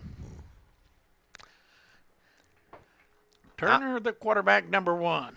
Yep, now to be on defense here, Harold, and it's very crucial to put the pressure on the Bobcats because Big Turner, good size, and like you mentioned earlier, he's tough to bring down. Have runner wideouts in both directions, and Turner out of the shotgun, and movement and a flag, and what are we going to have? False start on Breathitt County. It's going to cost the Bobcats. Yeah, if you're first play of the game, you definitely don't want that, Coach Moore. You got to be focused and got to be on the same page. 1st and 15 back at the 35. Knott County Central and Breathitt County. The Patriots have never beaten Breathitt County in football, ever. They'll turn, hand it off right up the middle, gaping Ho Gibson with a carry, and he gets it out, and a flag comes flying in from the backside. Looked like they may have had a face mask or something on that. Blake Whitaker, the tackle for Knott County, but a little too much face mask instead of the body. So starting off at 1st and 15, and Knott County gives it right back. And by the time they get through marking this off, it's going to be well inside Patriot territory down at the 34-yard line, at the 39-yard line.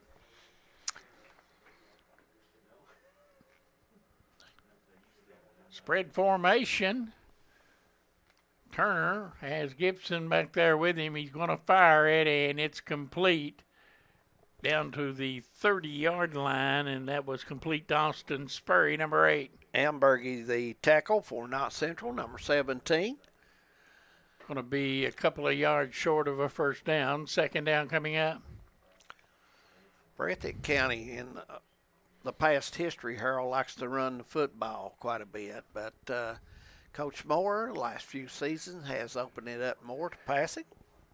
Well, he saw Leslie County throw several touchdown passes last week. Yeah. You got to believe he saw that film. Here's a sweep, and it's going to be a first down, but not much more than that.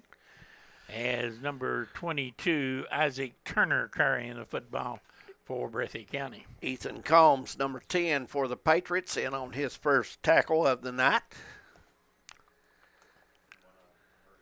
Inside the 30 at about the 27-yard line. First down, Bobcats. Over on Channel 25, it is Breathitt County and Clay County. No score in that one, just underway. That game being played down at the beautiful Commodore Stadium. Turner pitches it out, and now running with it, Gibson. He got nothing. He's lost about 5 yards on the play, maybe 4. It's going to be marked down close to the 30-yard line. Scott in on the tackle, number 11. That play looked blown up from the start. It did. Somebody went the wrong way there and left Turner in a peculiar spot, him holding the football, Harold, wondering who's supposed to come. Yeah, somebody come and get this thing. 2nd down, and let's call it 14. Turner keeps it, looking to run himself, gets to the outside, and is dragged down at the 20-yard line. Ethan Combs, 2nd tackle for him. Going to bring up 3rd down and about 5, maybe 4. Good gain on 2nd down there by Turner.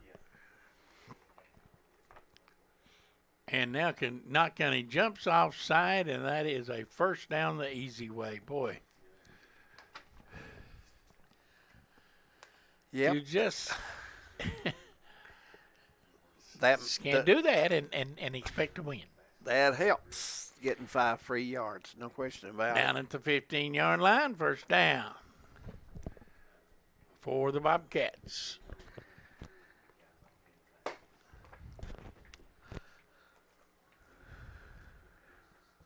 Turner, quick pass through the hands of Isaac Turner, incomplete. Second down.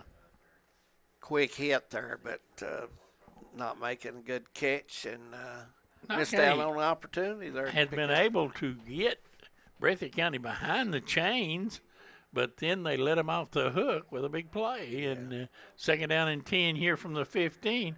See what they come up with here.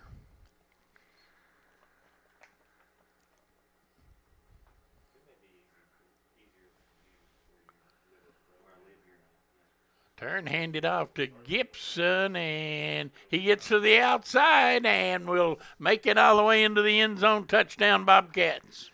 They made that look easy. I don't even believe he was touched. Made it look easy, Harold. One little cutback, and he was gone. And you got to, if you're playing defense, you cannot let that go on. You have to make the team earn that yardage. Ethan Gibson with a 15-yard touchdown run with 8:51 remaining in the first quarter gives the Bobcats a 6-0 lead. And coming in to do the kicking for Breathitt County. And the kick is a line drive, and it went right through there, so it's good. 7-0 in favor of the Bobcats. We'll take a quick break. We'll be right back. Here at Hometown 24 and TVS Cable, we care about the community. And while you might not see the same familiar faces you're used to seeing, know we're still here.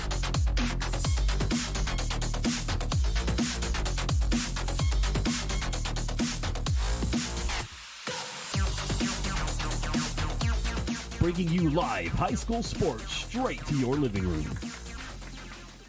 For over 100 years, the Bank of Hyman has been committed to serving our community and serving the future of our families, homes, and businesses. With our new convenient online banking, viewing your account balance and history, transferring money, and paying bills has never been easier or more secure. And with the construction of our new headquarters, we've renewed our promise to Hyman to stand by our customers even in troubling economic times, because we're not just your bank, we're your neighbors. That's the Bank of Hyman. Log on to www.bankofhyman.com or give us a call at 606-785-3158.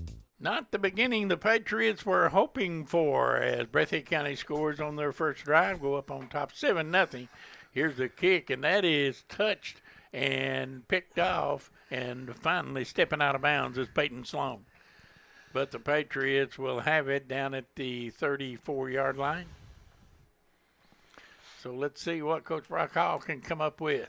Knott County scored early against Leslie County last week, only to give it up late, and now they got to play catch-up here in the first quarter against Breathitt County. By the way, our good buddy from down Breathitt County, David Ritchie, not watching tonight, not even at the game. He is at Midnight Madness. Well, I swear. And he didn't tell. He picked Midnight Madness over us. I can't believe it. We're going to have a talk with him. Here's a handoff. Sloan up the middle, maybe a yard. Tackle by Hudson, number 78 for the Bobcats, coming in there. Yeah, David Ritchie. He's a big sportsman. He likes Hometown 24, Harold. But tonight he doesn't like it, so we're going to talk to him. He's in Lexington. Looks like Prairie Central is on the board against Clay County early down there in Hazard. Game can be seen on Hometown 25 or 24 plus 25. 7-0 here, and Knott County out of the shotgun, and back to passes. Sloan coming after him. They've got him all the way back at the 28-yard line. He had no chance there. Bryce Hoskins in on that tackle, Harold, number 87, and he had a straight shot at Mr. Sloan. Going to have to give Kaiser a little more protection than that. I would think so. Third so. down coming up, and the Patriots needing 16 to keep the drive alive.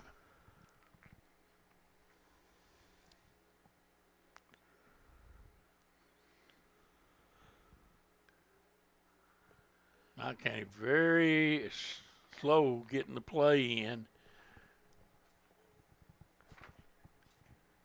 Sloan just now gets his team to the line of scrimmage. He's got to be getting close to a delay of game penalty.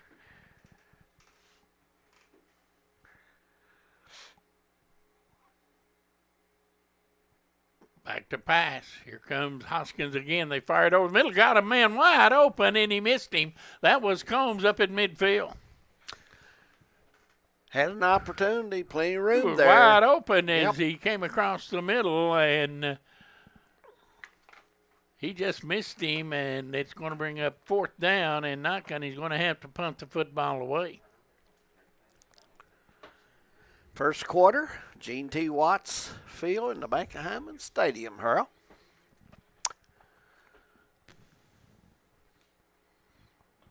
Patriots going to have to punt this one away, and I don't think do they have 11 out there? Not they're as going to of have right to call now. timeout. Only got 9 right now, and a couple players short there. Probably need to get a couple of more in there. I believe I would. Timeout on the field, and David, while we have a moment, your thoughts on the big game tomorrow in Georgia? Well, I'd feel better about it if it was at Kroger Field, Hurl.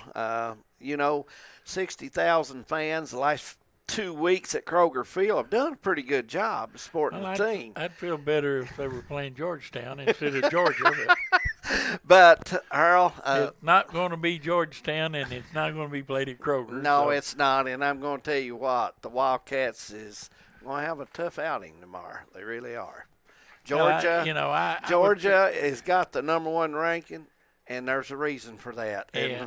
And I would feel a little bit better if Big Ox was playing. I agree. I agree. I like him. I think he's a quality player, and he's out for the year. That and hurts. Call is out. That hurts. You lose 2 premier defensive linemen, and it makes it tough. Yeah, it does. Next man up. Yep, next man up. But like you mentioned, those were 2 fine players and having a good season. Oh, yeah. And we got flags coming down, and it's a pink flag. We have to change the color of our flag on the screen from yellow to pink. And the whistles are pink tonight by the officials. And I guess it's Cancer Awareness Month. It is. Is October Cancer Awareness Month? It is.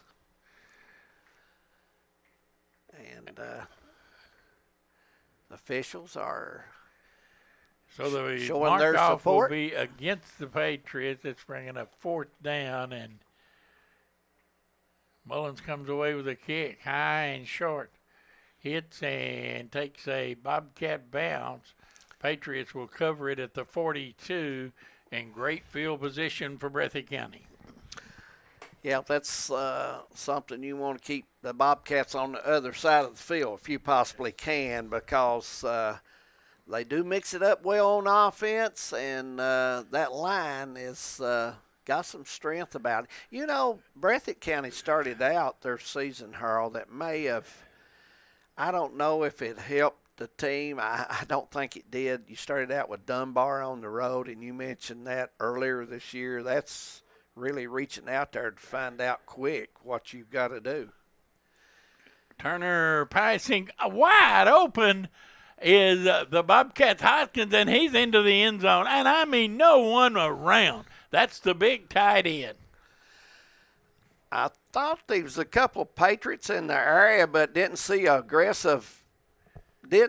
a effort, Harold, to go after the receiver. So Bryce Hoskins gets a touchdown. It's 13-0, and the Bobcats will try to tack on another one. You know, you have some bad nights out sometimes, but you got to keep your effort. You got to continue to work and play hard. Here's a flag come down. This one is a yellow flag from our line judge to this side. Evidently, he didn't get the memo.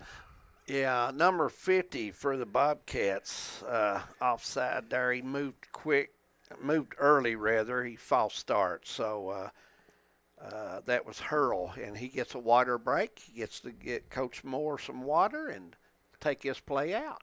Here's the kick, and this one a little better than the first one, and hits good as well. 14-0 Bobcats. We'll take a break. We'll be back. Thacker Grigsby is constantly working to bring the latest technologies home. Home, where we live and work. A place we want to see grow and prosper. From Jackson to Heineman and everywhere in between. We're committed to serving you with the latest technology. Whether it's faster broadband, more video choices, or the latest voice services. Thacker Grigsby with our fiber network can provide the latest ways to stay connected, informed, and entertained.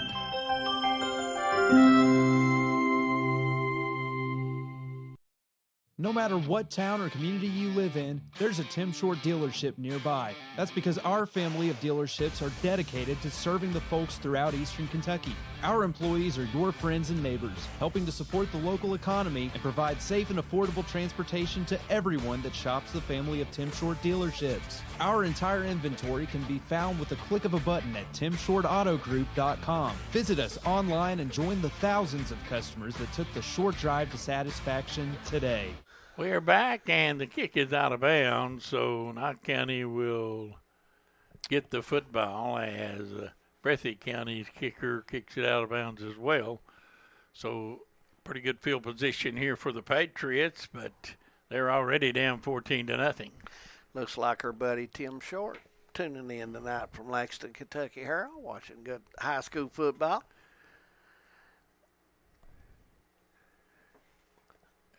I wanted to talk to him. You can. Hit on him right there. No. One of his employees called me and woke me up at 9:15 the other morning, and it could have been worse. I mean, 9:15. What person gets up at that ungodly hour? There's a snap and wanted me to take a vehicle to Concord, North Carolina. Not a bad state. Not a bad place to go. It's down around Pioneer. And, you know, if they, but call it 9:30 in the morning, that's a little early, isn't it? He could have waited a little longer. And Tim could have afforded one or two nights at the golf place. He could have afforded. We will talk to him about this. Pinehurst. He could have afforded that. Yes, he could. 14-0. And Drum, I reckon, Drum took it down there. Drum may not be back yet. He may not. Back to pass to Sloan. Fires it long, and this one is incomplete. Intended for Smith down around the 25-yard line, and that'll bring up second down and 5. Blake Ritchie, their number 4 for the Bobcats with a defensive play. Say hello to Henry B. Combs. I'm kind of surprised that Tim and his crony. I'm talking about Sean Demer. Don't give him too rough a time, Earl. I'm kind of surprised they didn't go down to Athens this weekend. I don't think Tim will travel with Sean. There ain't many can. He's just too nervous. He don't sit still. Second down and 5. Oh. Patriots with the football down 14-0 early on here in Heineman. Still 7-0 down at Hazard. Prairie Central leading Clay County. Looks like Breathitt County going to bring the house. Quick pass over the middle through the hands of Combs. Incomplete, and that was the first down. Yeah. Not a bad pass. No, that was well thrown. Yeah. He should have caught it, and it's third down coming up.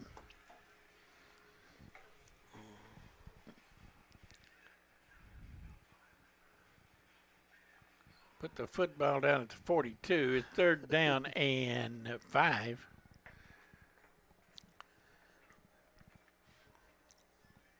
Sloan looking for his first completion of the night.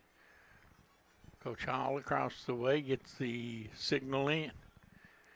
And back to pass. Fires it long. He's got Smith out there. Smith's got it, and flags are down. Let's see what we got. That's going to be pass interference on somebody. Brady Noble, number 4, grabbed the body when the ball was in there, Harold. So it's going to be some yards tacked on to the end of this, or pass interference. That'll be declined because Smith caught the football, and that's all the way down at the 24-yard line for first down for the Patriots. If you look at the corners and the safety, Smith has got that height advantage on all of those involved in that areas right now, Harold. He's a big target.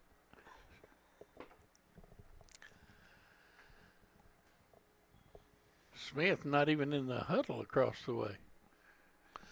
Comes up to the line of scrimmage. I guess he knew the play. He knows the play. If you know it, you're ready. Yeah, yeah. First down.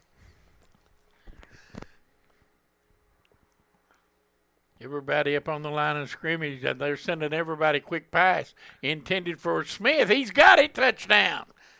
Nice Smith throw. goes up between two Bobcats and brings it in, and the Patriots on the board, 14-6. Yeah, he's a hard matchup for the Bobcats with the size of the corners and the safeties. He could make some noise tonight if they can get him the football. While we are talking football, basketball practice opens across the Commonwealth today, didn't it? It does indeed. And you know there's no pressure on the boys right up here not to win another regional title. We expect it. Yeah, we expect it. I think I was talking to Wes, and I think practices, they're going to probably start Monday. Yeah, Monday. And so tryouts are Monday. So Coach King has no pressure, none. Even though the county expects a title. There's a handoff, and Combs trying to get to the pylon, and he can't do it. He's ridden out of bounds at about the 3-yard line. It will remain 14-6. And we got a flag? I don't think so. No, I don't think so. No, we do not. 14-6. Patriots, an impressive drive, David, to get back in this thing. Now they got to learn to play a little defense. Yeah, they got to have a defensive stop. Breathitt County's pretty much had their way of running the football, Harold, and so they've got to bear down and make a stop here. But Bobcats been tough running the football so far in this game.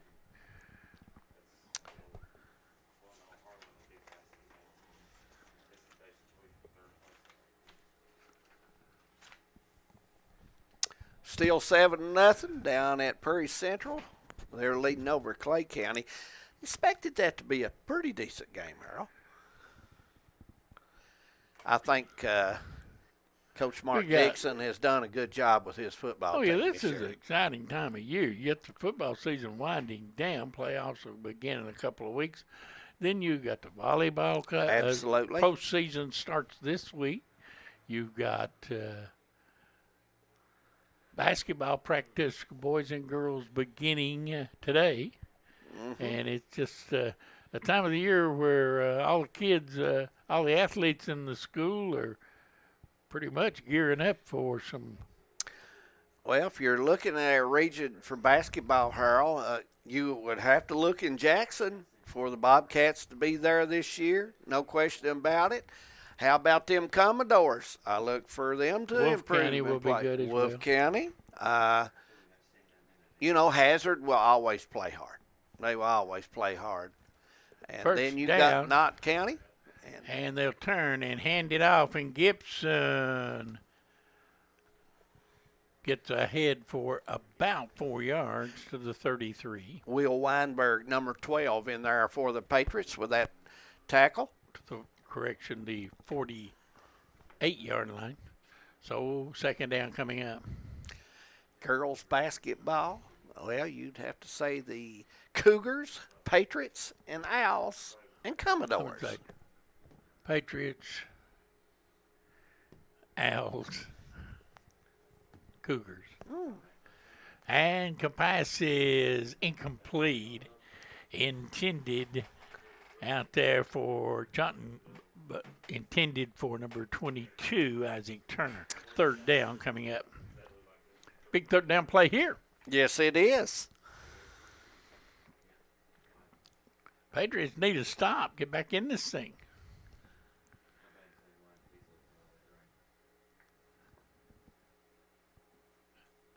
And And running with it, Turner into the outside, first down up the sideline, and finally driven out of bounds down at the 28-yard line, maybe somewhere around there, maybe the 30. They ruled he stepped out at the 30, but boy, Knott County just unable to get off the field on third down. Scott with a tackle, number 11. That's his third tackle of the night so far. Having a good game defensively. He's one of the Patriots that's really making it his counts, his hits count out there, Harold. He's working extremely hard. 30-yard line, first down. Slow moving first quarter here in Hindman. Turner to pass. Got all day. Finally fires it and wide open. Touchdown. Isaac Turner in the left corner of the end zone. It is 20-6, and Knott County defensively just cannot get off the field. Now, Turner's finding those open receivers, and they are open, and it's making it look easy. And well, he had all day to start with. He did. And I don't care who you are. You give him that much time. You're going to find somebody. They're going to find somebody. Yep, you were right. Snap back, kick up, and this one is good. It is 21-6 in favor of Breathitt County. We'll take a break. We'll be back.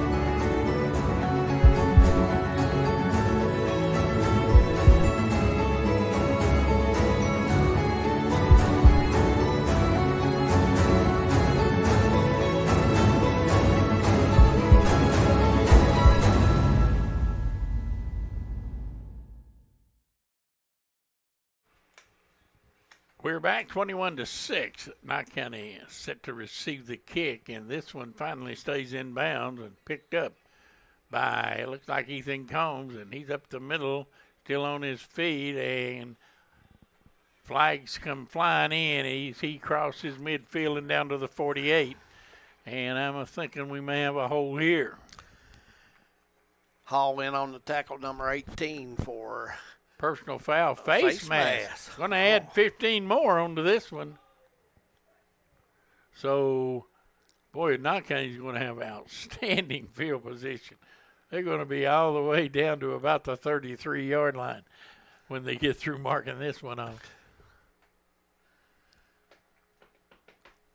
That's how you want to start the drive, no question, if you're Knott County. Bobcats, Coach Moore didn't. Clay County did tie it up, 6-7. Huron going for the extra point. And the fog coming in a little bit. Did you expect anything else at Prairie Central? No, I did not. Is it raining? Raining. Yeah, it is. It is supposed to be bad rain, tonight, and was hoping that it would hold off, but it looks like it has started in Hazard. And handoff up the middle, and that is Sloan or Combs across the 30 to about the 20. Well, they put it down on the 30-yard line. So it has begun to rain in Hazard. So I'd say that it's not going to be much longer. It's going to be knocking on Hammond's door, isn't it? Absolutely. I believe, and I hadn't checked with our main kahuna, but I believe that volleyball championship game Tuesday night's going to be on TV, isn't it? It is. So Katie Sloan will be there? Katie will be there. Second down, 8 yards to go. Patriots out of the pistol, give it to Weinberg, hitting the backfield, and he's going nowhere, driven down, and he lost all the way back to the 33-yard line. Ryan Robinson with the tackle for Breathitt County, number 27, his first tackle of the night.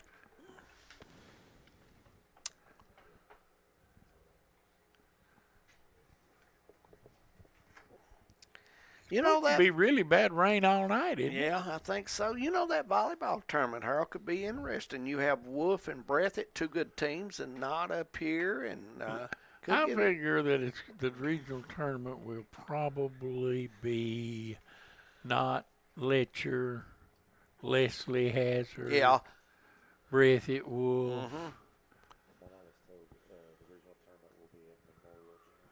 And they say the regional tournament will be at Memorial Gym in Hazard. I didn't realize they had football.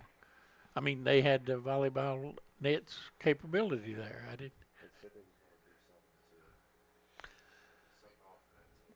Back to pass.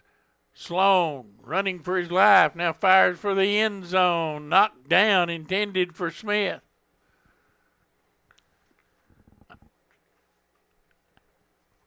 And that'll bring up 4th down. Well, I think in the field position you are, and you're down 21-6. What have you got to lose? Go ahead and see if you can pick up 10 yards.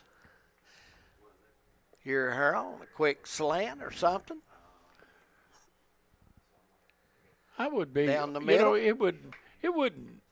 If it was me, and I would try to. Why not have that regional volleyball tournament at the Sportsplex where you could play them all at one time?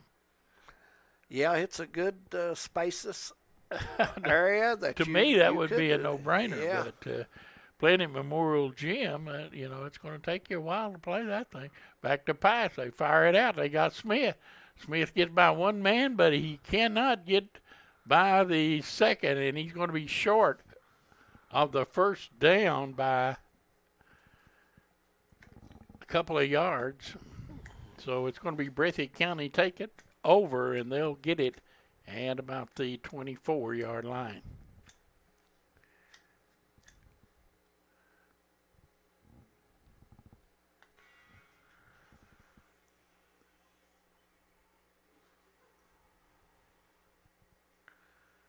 Looks like we got a flag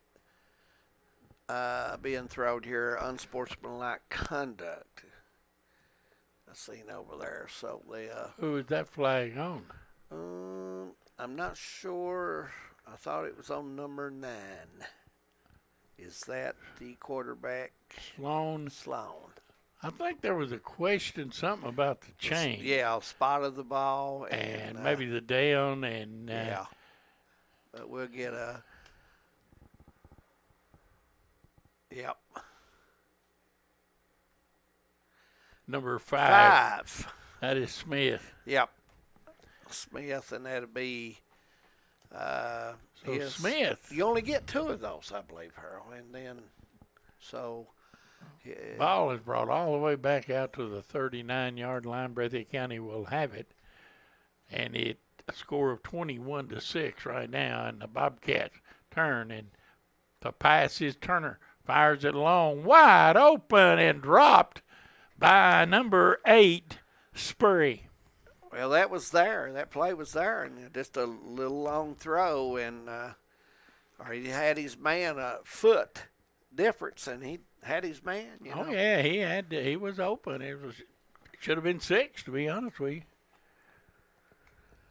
Looks like Clemson's ahead of Syracuse 7-0. That's in the second quarter. Clemson is a forgotten team this year, isn't it? They lost the first game of the year. Yeah. They come back. Did somebody else beat them? Georgia Tech beat them, didn't they? I think so. I believe Clemson lost twice. Yeah, I think you're right. Well, they are a forgotten team this year as far as national championship aspirations go. There's a handoff, and flags come in, and it's going nowhere was Gibson. NC State was the team that beat him, not Georgia Tech.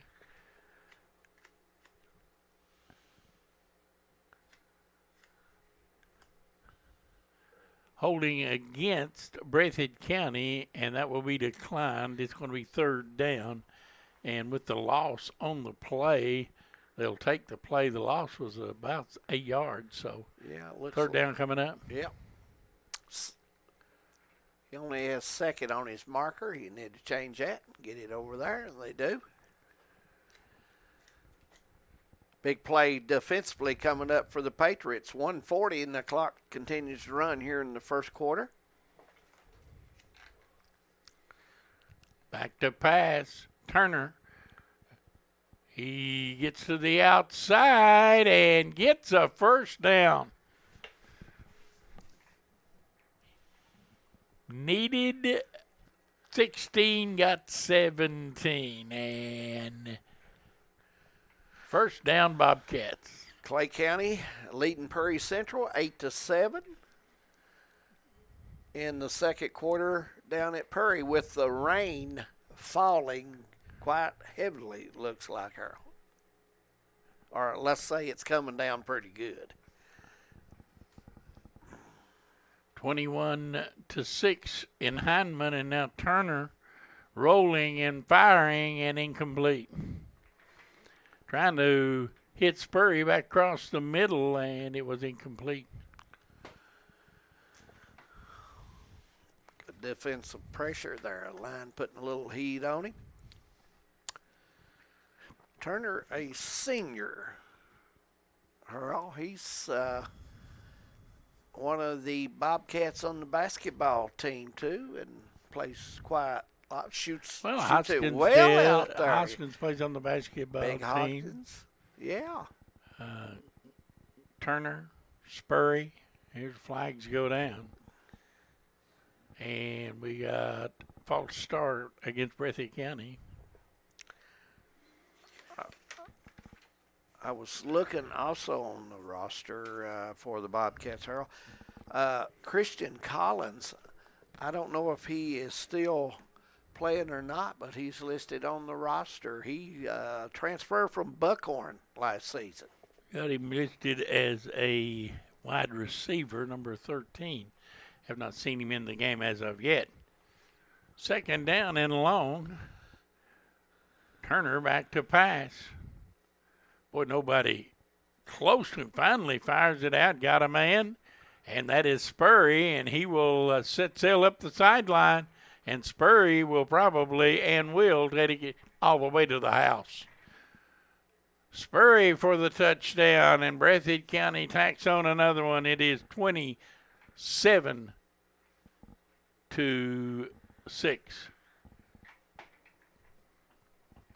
And we still have a minute left in the first quarter. This is going to be a rapidly approaching running clock. Breathitt going back in the air there and finding their receiver, and the speed of Spurry takes it on down, Harold, and the scoreboard lights up again for the Bobcats.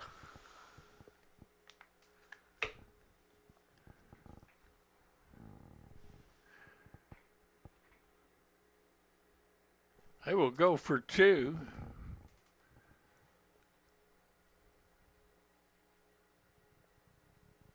And Turner will walk in untouched. It is 29-6. As Breathitt County leads Knott County Central with still a minute to go in the first quarter. We'll be back. Hey guys, I'm Darren Sloan. I'm excited to announce Hometown 24 is bringing a music show to your television. We feel like there is so much talent hidden in the mountains of eastern Kentucky that never get the opportunity they truly deserve. Well, guess what? We're going to give you that stage. If you'd like to be on the show, contact us. We'd love to have you. Strings and Things, Tuesday night at 7 p.m. Man, I'm excited. Y'all come join us.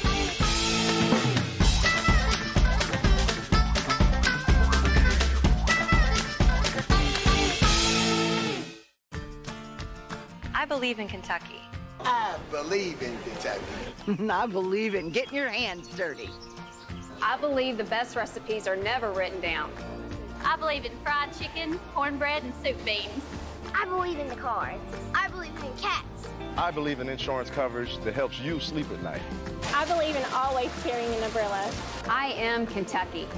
I am Kentucky. Contact Derek Bowling, your Kentucky Farm Bureau agent in Hazard. We're back. Breathitt County will evidently, here's a kick, and it is no good. Evidently, the first touchdown to Spurry, he stepped out of bounds, so it was actually Jaden Turner who ran the touchdown in. The try for extra point was no good, and it is 27-6, and the Patriots will get the football back. And, David, we've seen very little fight in the Patriots tonight. Yeah, Breathitt's pretty much had their way in the air and running game as well, and you've got to have heart and you got to have effort if you're going to play this game, just like any other sporting event. You've got to go at it and play the best you can play. Meanwhile, down in Hazard, good one going on there. Prairie Central has tacked on another score. It is 14-8 in favor of the Commodores. That game airing live on 25. And Harold, I kind of thought that'd be a pretty good football game. Yeah, I thought it would be too. And next week, big football game, Letcher Central and Johnson Central. That will be a dandy. From Cougar Field up at Letcher Central. Line drive, kickoff, picked off, and Weinberg tiptoes across the 40 to the 42, and it'll be first down for the Patriots there. Robinson with his third tackle on the night for the Bobcats, number 27.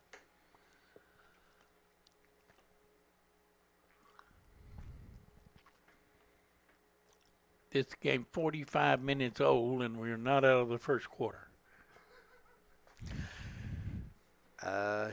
It's been a long first quarter. Yes, it has. 27-6, and Sloan will go out of the pistol formation and fires it over the middle, intended for Mullins, threw that behind him, second down.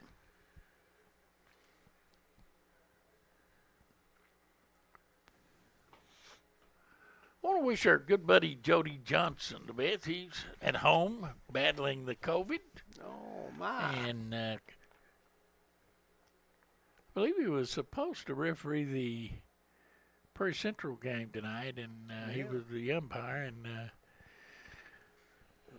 down with the COVID, but hopefully he he's gets okay. better. Yeah, he'll be all right. Say hello to Tim Hogg down there in near Jackson, Harold. He watches these ball games. Does he still live out on 205? Yeah, I think so. He's a big sports fan, watches a lot of the games right here on Hometown 24.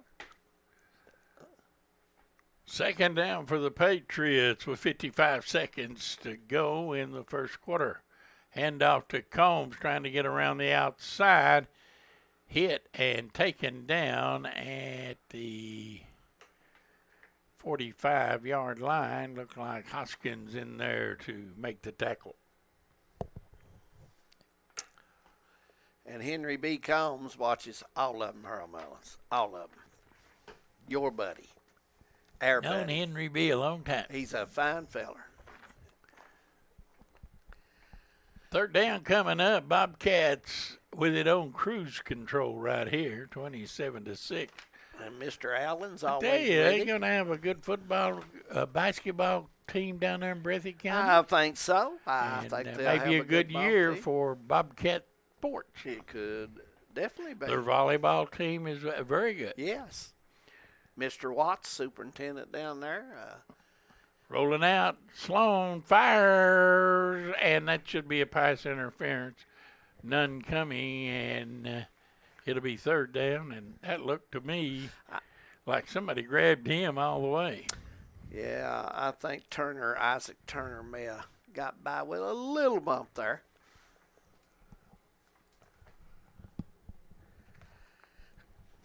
And the quarter will come to an end. We've played one in Hindman. The score, Breathitt County 27, Knott County Central 6.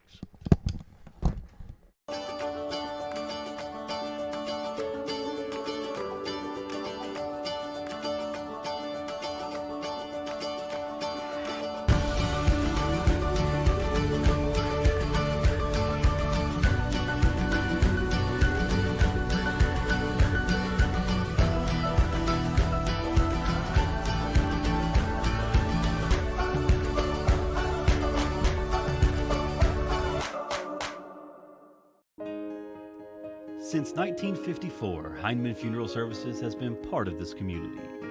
When your family needs someone who cares, Danny Terry and his staff are here to help. During your family's time of need, they are a helping hand through every step of the process, from services to monument and to your loved one's final resting place. Celebrating over 50 years proud service to the community, Heinemann Funeral Services.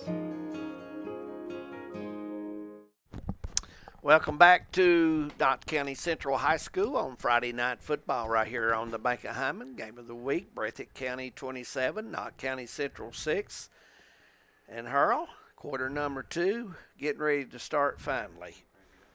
And it so far, the rain has held off. Yes, it has. But I don't know how much longer, but Breathitt Knott has been lucky so far. Hazard game started early today. It was while we were doing the pregame show. It was at the Hive. Huh. They were ahead of Lexington Sayre 7-0 at the Hive. Yeah. Maybe we'll get a score on that. Yeah. There's a pass complete to Mullins. Gets up the right sideline, 40-30. Mullins to the 20, inside the 10. Did he stay inbound? No signal. We believe he may have been knocked out of bounds down at about the 7-yard line, but a good reception and run by Chuck Mullins. Nice little pass there. Hit him right in the numbers, and he was off to the races.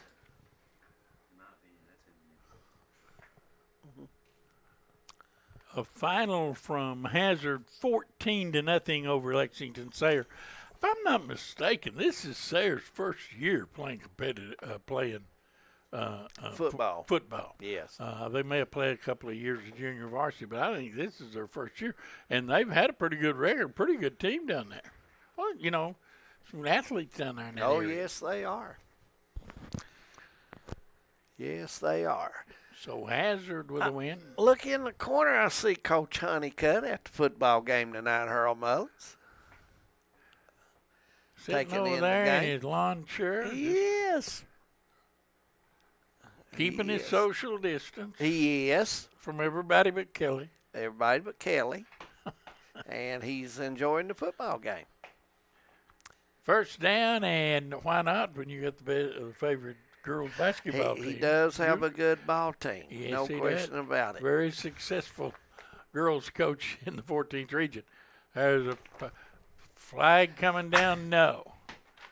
And now, looks like Smith was flirting with another unsportsmanlike conduct penalty right there, and that would get him exit stage left. Yeah, you just got to be cool and keep playing. Belfry and Lawrence County 14-13. That is in the second quarter. Been a bad year for the Pirates. For the Pirates. It has.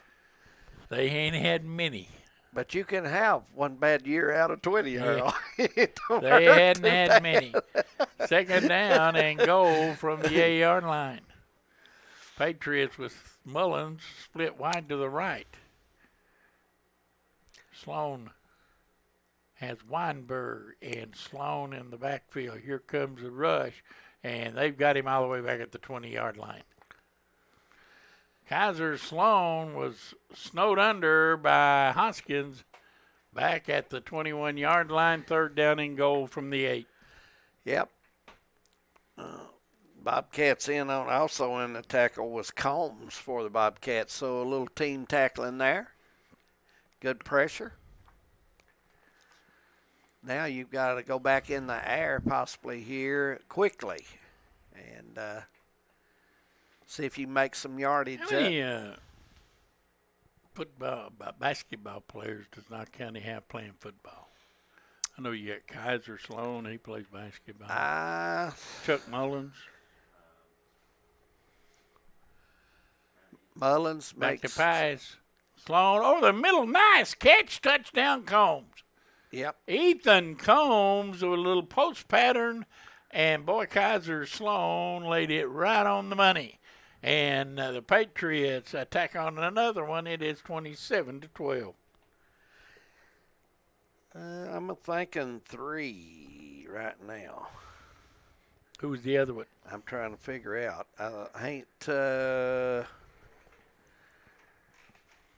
You've got, I don't know if Smith is competing in basketball or not, but Sloan is, Mullins is, Sloan, Peyton don't play basketball. Well, we only have 2, Harold, unless Thomas, there's 3. Looks like the Bobcats has 4, possibly 5. Here's a fake, and Mullins scrambled, stopped trying to get to the pylon, fires it, and it's intercepted, and the try for extra point is no good. 27-12, their score now. So the try for extra point no good, and it is 27-12. Yep. So the Patriots pretty much have a full crew out in practice starting Monday. Yep, 14-8 down at Prairie Central as the Commodores may be getting ready to score again. They have the ball on the 5 and goes in and touchdown, and now it's 20-8 and going for the extra point down at Commodore Field. Well, that's good. We always like that. Who's playing the music? I don't know. Somebody. Well, put them on. Anything's fine. Put them on. This is Sports Friday night on Hometown 24, the sports station that everybody likes to hear music too, Earl. Sometimes the music is better than the game, isn't it? Sometimes. Patriots look like they're getting ready to kick off here with 10:49 to go in the second quarter. We've had a long night so far, almost an hour of football. There's a kick, and it hits the up back and is finally fallen on by the Bobcats at the 45-yard line. So Breathitt County with great field position once again.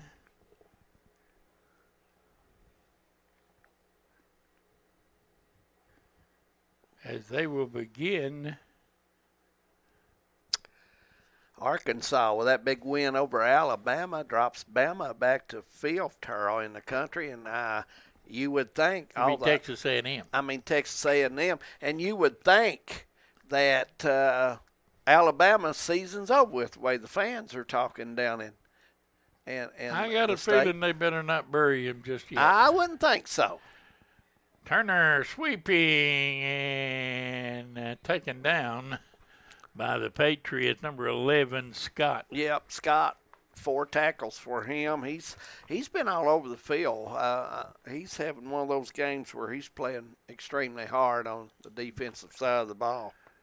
Prairie Central starting to get a little space between them and the Clay County Tigers, 21-8. I thought they may play better tonight after the disgraceful second half they had against Johnson Central.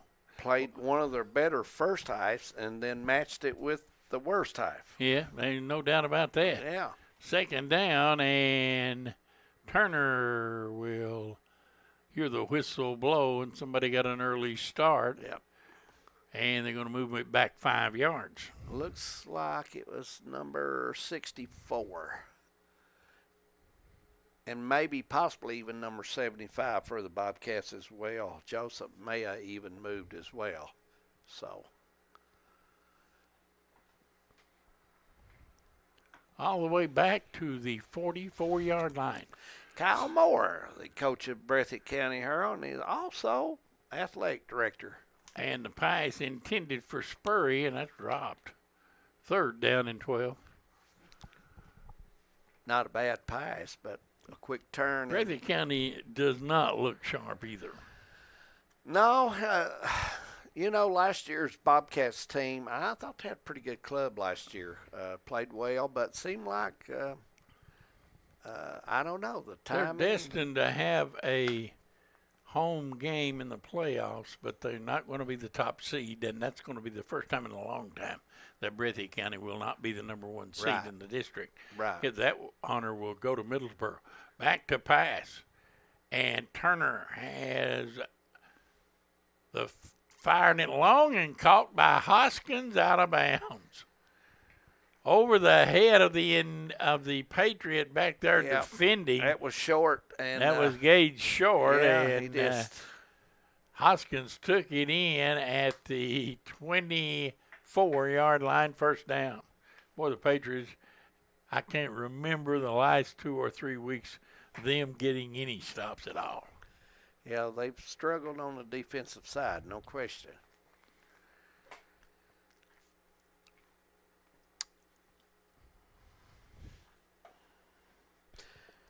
You know, we have college basketball coming up for Long Harold, 26th of October, Union and Al Sloyd. They chase Turner out of the pocket, but he gets forward for, I believe, a first down inside the 15. Weinberg with a stop there for the Patriots on defense.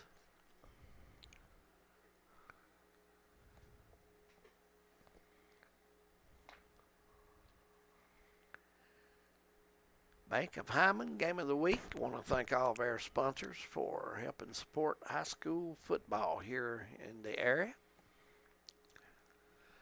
Clemson and Syracuse tied at 7 on the collegiate level tonight. Syracuse playing pretty good football. And Marshall all over North Texas. They are up on top 28-0. Turner went down about at the 4. Football got loose and went on out of bounds. So looks like they're going to mark it around the 4. First down, goal to go. Yep. So the Bobcats can tack on another one. Still 9 minutes and 21 seconds to go in the second quarter. And Breathitt County about to add another touchdown.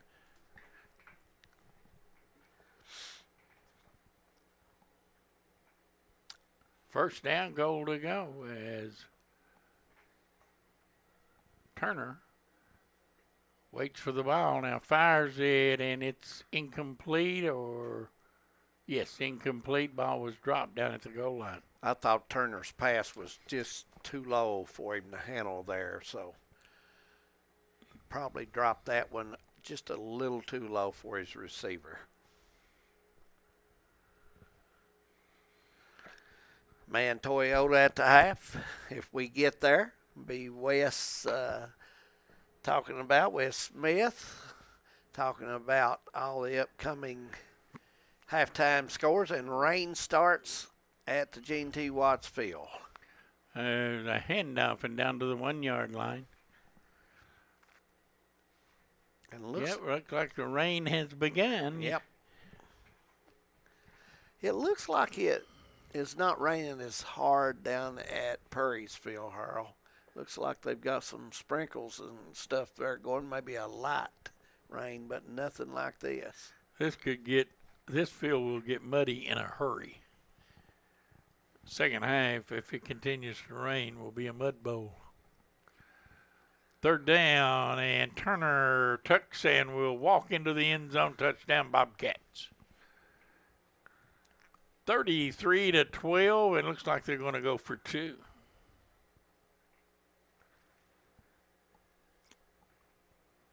Flags are down, however. Let's wait and see. Coach Schmaggart comes out on the field. He wanted the hole and did not get it. Well, he's not happy, I can tell you that. And flags come in. I'm assuming that's probably an unsportsmanlike against the coach. Let's wait and see. Nope. Touchdown is good, and it will be marked off on the kickoff. So whatever upset the coach got him a 15-yard penalty. 33-12, going for 2. Turner will tuck it and throw it and complete and try for two is good. So it is 35-12 with 8:36 to go, and Breathitt County, things all their way. See the umbrellas popped up in the stands at the football field as rain has began, and it's going to be a rainy night. That's no doubt about that, and it's supposed to continue into the daytime tomorrow. Hopefully by noon or a little bit in the afternoon, that'll get on out here. I think we're supposed to have a little wind that pushes this cold front through. So hopefully, hey, 59's the high tomorrow. I don't plan on being outside a single time. 59 is the high tomorrow. So it may as well be 99. I will. I plan on getting up, having me a big 12 breakfast. at breakfast at 12. No, I'll have breakfast by 11:30. And begin to watch football at 12. Yes. And we'll quit at about 1 o'clock in the morning, tomorrow morning. Well, you've got your day planned out, don't you? Yeah. I got a recliner with my name on it, and that's where I'm going to be. The motocross, will it rain that out? Running with the ball, Patriots have it up the right sideline with running room. That is Whitaker, and he gets it way out near midfield. Bryant with a tackle for the Bobcats. So if you get tired of football, you can turn over to Hometown 24 and watch a little motocross. Absolutely. And then Monday night, or is it Monday night? Tuesday night is volleyball action. Night. And next Friday night, we'll have some more football.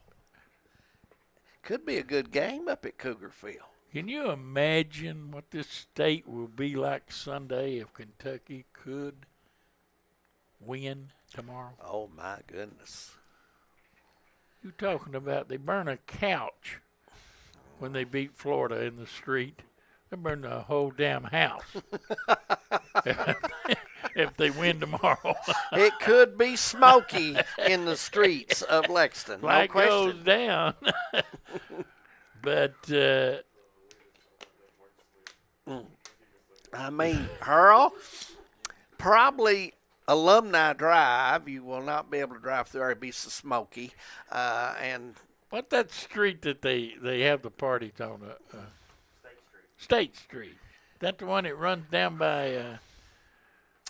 That's just down the street from Rupp, isn't it? Isn't it? You going down by Rupp and down? Let's see, Vine Street is on the other side of it. Is that right? Not real familiar with that area of Lexington. But you won't need to, because if they win, you can see the smoke. Yeah. The smoke will be visible. Patriots with it at the 34-yard line, first down, fire over the middle, intended for, it looked like Combs, but that was short and incomplete. Yeah. But it will be interesting tomorrow.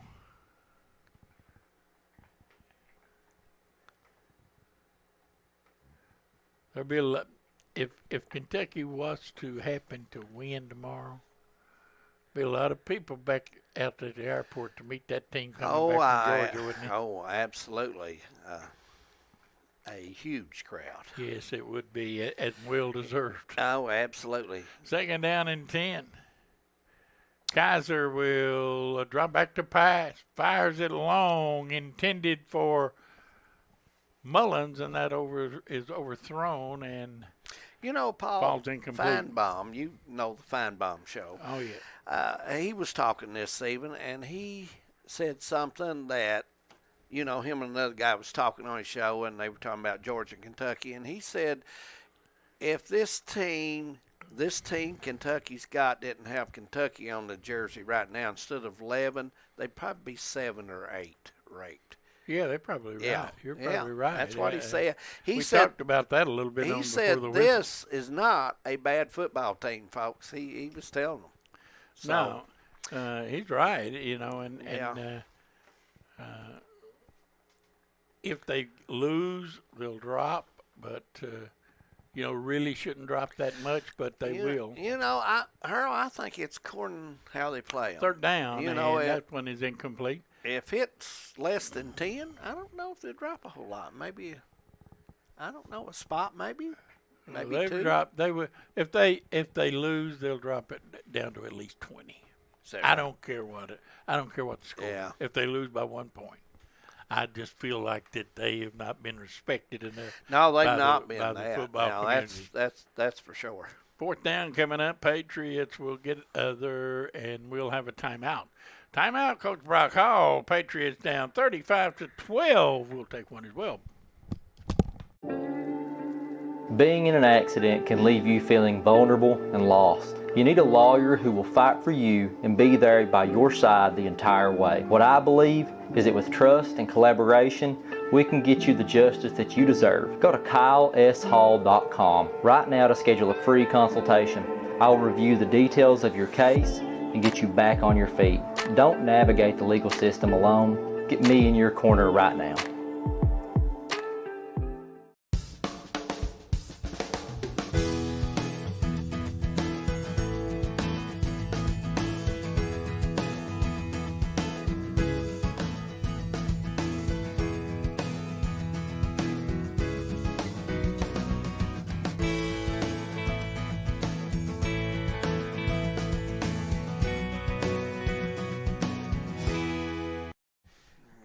We're back. It's fourth down for the Patriots as they try to tack on a touchdown here with a 7:48 to go in the second quarter.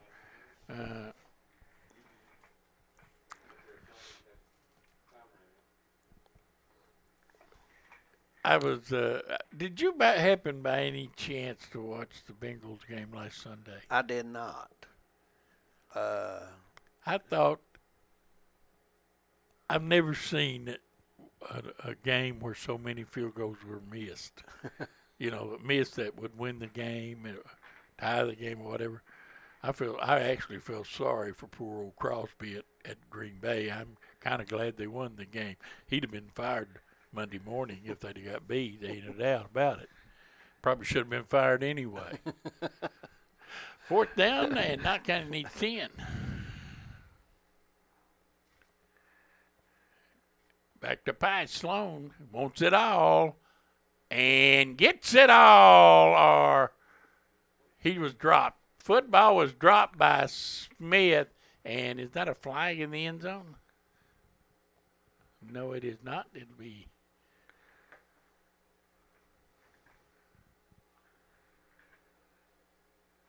first down for Breathitt County. Nice pass by Sloan and a good effort by Smith. He goes up. Thought he may have had that one. He should have caught it. He had both hands on it. Probably should have caught that one. But instead, Breathitt County will have it first down at the 34-yard line. With 7:39 to go, the Bobcats leading 35-12. And Prairie Central starting to really put some distance between them and Clay County. Turner gets by one man up the sideline, still on his feet, and trips over the yard line there and falls at the 45-yard line. Made a good move to get clear and free, but white chalk mark got him. A little rain come down earlier may have played a little factor in that, but looks like the rain has stopped. Yeah, looks like it slowed down a lot. So it's a quick moving little shower coming through there. What do they call that, a squall? First down, Bobcats, 45. Turner, quick pass to the outside to Spurry, up the sideline, stop and go, and finally ridden out of bounds. at the 34-yard line, first down. Blake Whitaker with a little push there to get him out of bounds for the Patriots. And we had a flag on the play. That's going to be against Breathitt County. Mark off of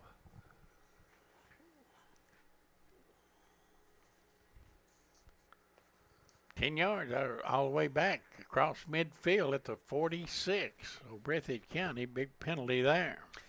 You'll see Turner most likely go in the air here for the Bobcats. Turner, bad snap, but he corrals it, now fires it incomplete. Intended for Spurry down around the 42. Going to bring up third down. Pass just too low for Spurry to handle.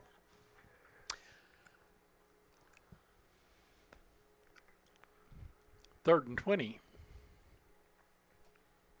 I tell you, the Alabama-Mississippi State game might be a halfway decent game tomorrow night. Could. It's at Mississippi State. Yes, it is. Yeah, Mississippi State plays some tough football there. And who does Tennessee play? Ole Miss? Are they on the road? If they play Ole Miss? Yeah. Is that at Tennessee or Ole Miss? I think it's at Tennessee. I think it's going to be a tough football game. Either way, I mean, Ole Miss Which can put some sounds we points got up. timeout by Breathitt County, 35-12. Timeout on the field. We'll be back. I believe that's who they play, Tennessee. Here at Hometown 24 and TVS Cable, we care about the community. And while you might not see the same familiar faces you're used to seeing, know we're still here.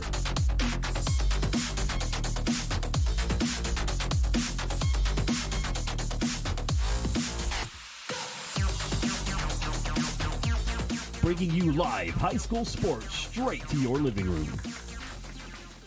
For over 100 years, the Bank of Hyman has been committed to serving our community and serving the future of our families, homes, and businesses. With our new convenient online banking, viewing your account balance and history, transferring money, and paying bills has never been easier or more secure. And with the construction of our new headquarters, we've renewed our promise to Hyman to stand by our customers even in troubling economic times, because we're not just your bank, we're your neighbors. That's the Bank of Hyman. Log on to www.bankofhyman.com or give us a call at 606-785-3158.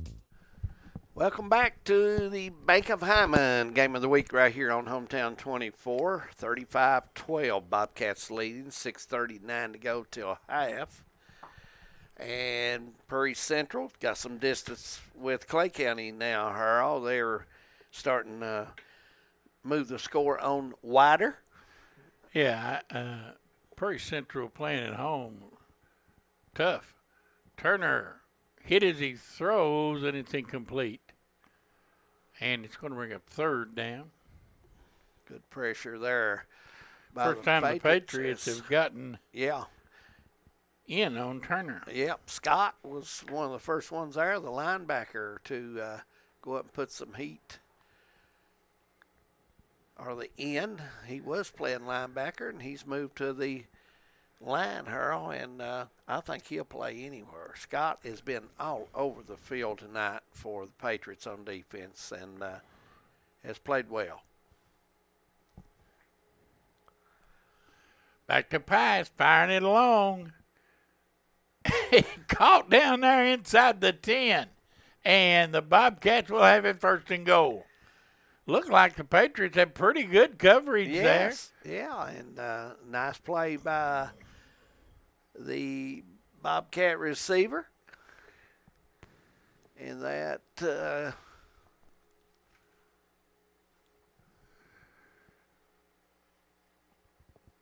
nice catch, brought it right in, Harold. And, all the way down at the 6-yard line. That was Spurry again with a big time going up and bringing it down for play for the Bobcats. That is not going to look like they had pretty decent coverage there. They did indeed. But not so. First down, goal to go. Turner just tips it over to Spurry Spurry, and he just walks into the end zone touchdown. He just tipped the ball, looked like it was high, the snap was high. He popped it up in the air, and Spurry took it.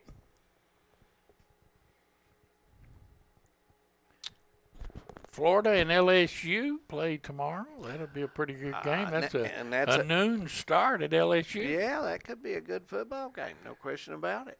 That'd be worth checking out. Texas A&M plays at Missouri. Look for Texas A&M to maybe bounce off that win last week and may have some trouble with Missouri.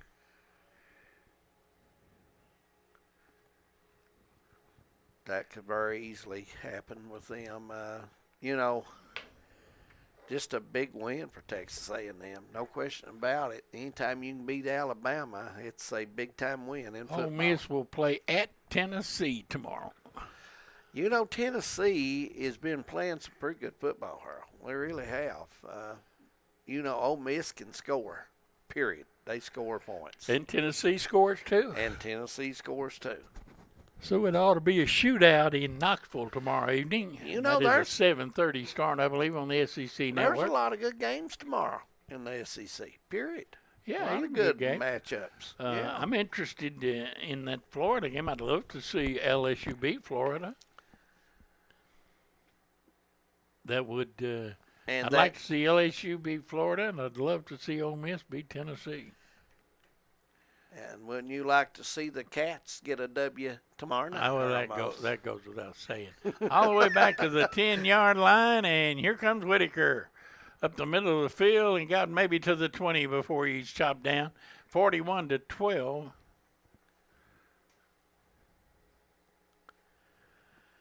Still 5 minutes, 35 seconds to go, second quarter.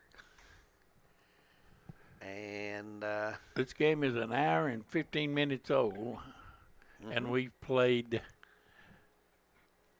a grand total of almost 19 minutes of football. Yeah. So this has not been a rapidly moving game by any stretch of the imagination.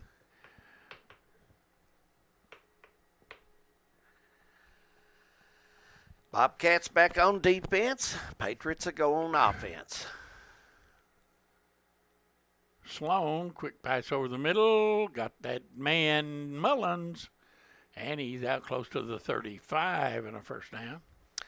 Robinson, the tackle for the Bobcats.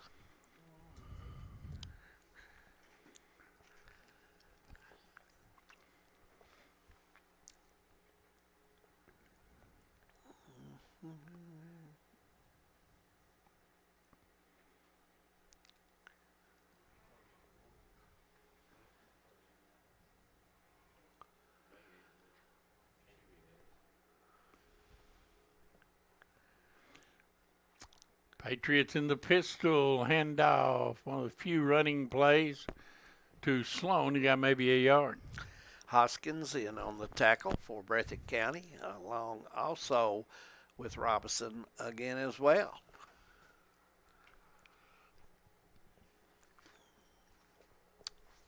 Put the football down at the 35.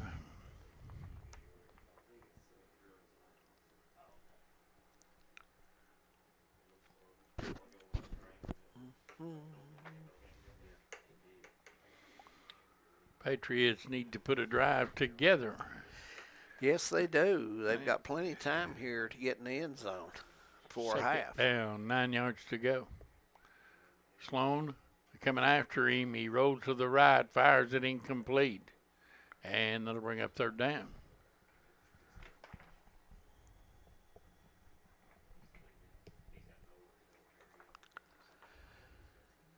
Patriots need to score here, or you don't want to give the ball back to the Bobcats with 2 or 3 minutes to go, Harold. The way they put the ball in the air, Turner tonight, and Spurry's they've scored rather quickly. They've scored very quickly at times. Third down and 9.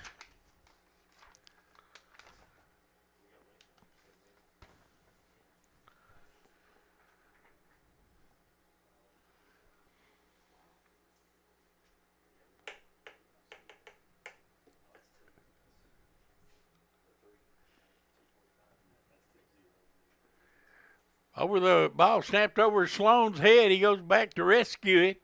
Now rolls to the right and fires it. Got his man Mullins up at the 40-yard line, and that's going to be short of the first down by about 3 yards. It's going to bring up fourth down. Boy, Sloan very lucky to... Yeah, this Farley got it off in time as contact come on him. And well, you know, this is a manageable fourth down, a quick pass, Harold, or,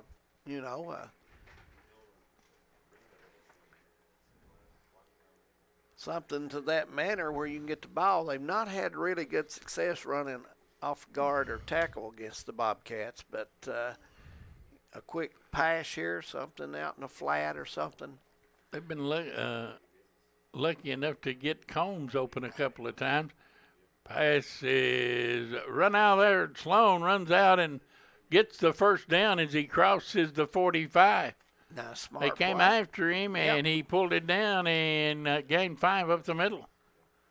Nice, smart play by Sloan. Clock continues to run. 3 minutes now till half.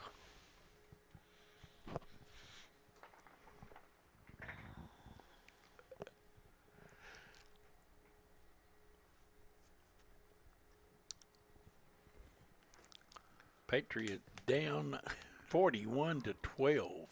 Breathitt County looking for its second win of the season. Patriots won their opening game against Bath County on the road and nothing since. There's a swing pass out to Sloan, and flag comes in, and it looks like a couple of the players having a little something to say to each other after it's over with. Slow to get up. Is that Combs or Sloan? Peyton Sloan. I think it's Peyton Sloan.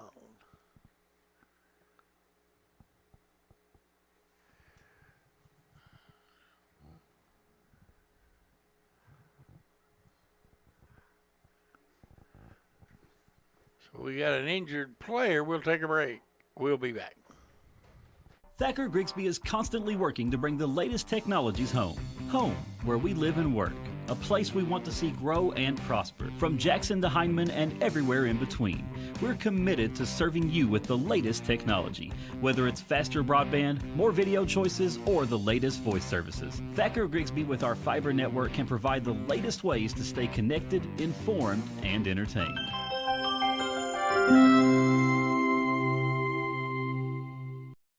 No matter what town or community you live in, there's a Tim Short dealership nearby. That's because our family of dealerships are dedicated to serving the folks throughout Eastern Kentucky. Our employees are your friends and neighbors, helping to support the local economy and provide safe and affordable transportation to everyone that shops the family of Tim Short dealerships. Our entire inventory can be found with the click of a button at timshortautogroup.com. Visit us online and join the thousands of customers that took the short drive to satisfaction today. We're back as they are marking off a flag against the Patriots all the way back to the 34-yard line. I'm assuming it was an unsportsmanlike conduct penalty. But the Patriots will have the football. It'll be 1st and 25.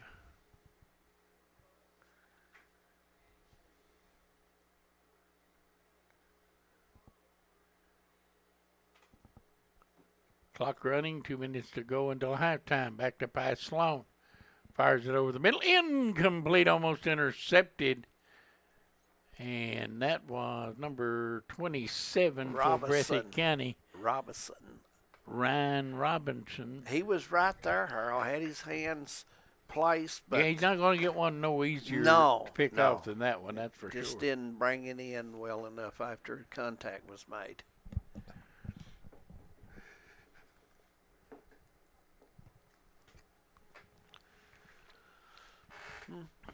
Second down. Boy, can you believe round ball is almost here? Well, we got Midnight Madness tonight in Lexington. And high school begin practice today. Yes. A majority of them, I believe, waiting till Monday to kick things off. Swing pass out intended for Whitaker, and that's incomplete. Third down coming up for the Patriots. Minute 54 till half. Breathitt County, if they can stop the Patriots here, would come up with pretty good field position.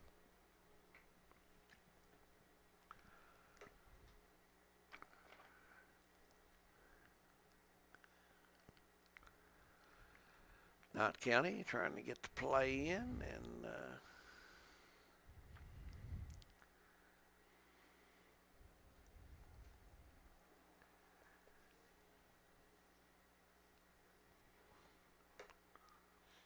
third down, and they spread it wide, 3 to the right and 1 to the left out of the shotgun, and here comes the blitz.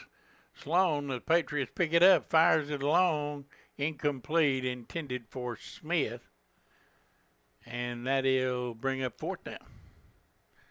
And the Patriots going to have to kick it away. yeah, that would be, if you didn't make it, that would really give the Bobcats some easy field position there, Harold. So I think this is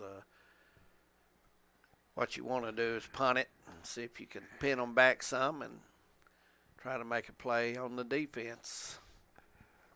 Coming up at halftime, it'll be Man Toyota at the half. You going to join Wes for the halftime show? I figure you'd want to get on there. I don't know. Buddy, I had my time in the barrel before the game. You know he's tough, ain't he? He's tough. As a kick high and will hit and take a Patriot bounce inside the 30 down to about the 26. In Breathitt County, I'll have a minute and 37 seconds to try to get on the board. I'm sure Wes will have plenty scores at the half here. I would imagine that we already gave the hazard score. Lawrence County and Belfry was a close game. 14-13 last we checked. So. And Clay County, West will not be happy with Clay County being. No, he won't. Back to pass is Turner. Comes right up the middle now, tucks it and will run. Cuts back across the field, still on his feet. Turner at the 40, now at the 50, and across into Patriot territory. And out of bounds inside the 40. Looks like about the 37-yard line with still a minute 22 to go. Josh has been running the old ticker there, getting the scores. He has indeed. Belfry now going up 28-13. Prairie Central with the lead. Hazard has 1, and Johnson Central over Harlan, 28-0 at the half. Turner back to pass. Again, he fires it incomplete. Like they may have hit Turner there. Got to him a little bit. Yep. Minute and 16 to go. Gibson Second down down. here wide open in the flat area could have maybe picked up a few yards, but he was trying to hit his receiver downfield for some more yardage. Minute 16 and second down. May look for a Turner run right here. They've got the field spread, Harold. Turner back to pass. Fires it long. Got a man out there. It is touchdown Bobcats. Number 10, and we do not have a 10, believe it or not. We do not, do we? But the Bobcats now leading 47-12, and that puts us under a running clock situation with the try for extra point coming up. So the second half will be a running clock. Is that correct, Harold? That is correct.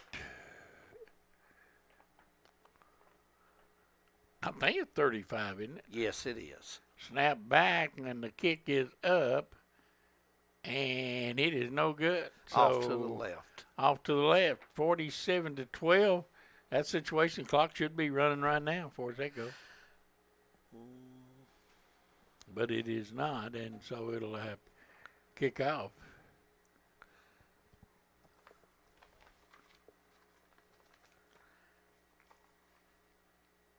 We're probably most likely to see that start the third quarter. But you are right, it is 35. So.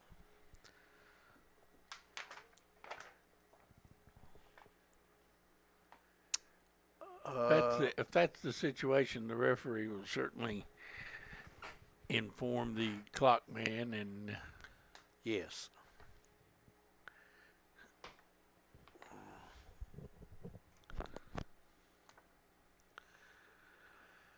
At any rate, the Patriots will get the football back with a little over a minute to go.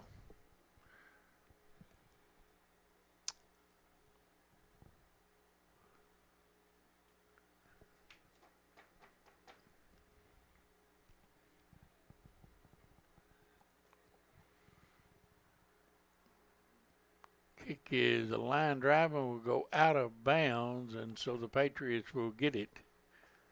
Probably at the 35 and be first and 10. 27-8. Prairie Central over Clay. Second quarter. Third quarter underway down there, Harold. We're running behind a little bit here in Hyman.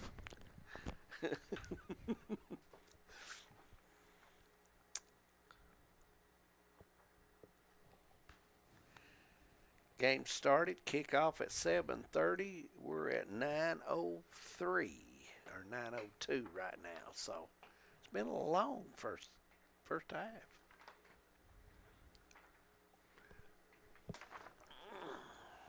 Patriots will have the football, 1:09 to go until halftime, and quick pass out in the flat intended for Whitaker, and he dropped that one.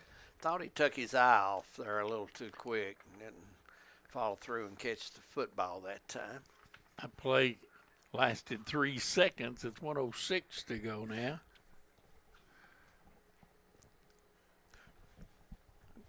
I don't know. Do they not have running clock situations in the first half? I've not seen many of those, Harold, to be perfectly honest with you. I have seen where they got 35-point lead in the first half and they start the running clock third quarter.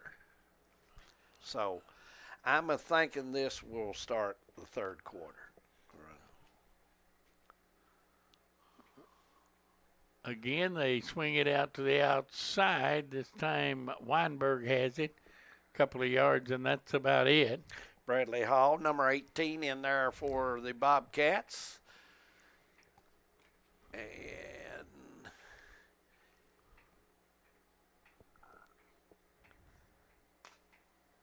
he's a junior for Breathitt County on defense.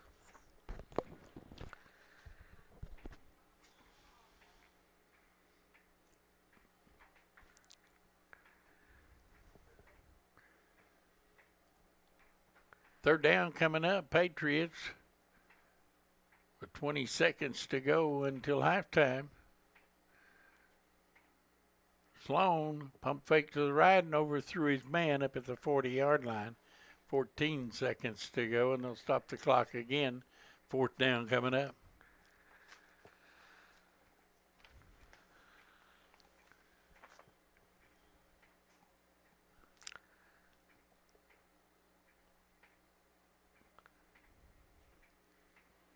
Patriots probably most likely to send Smith long and Patriots play who next week?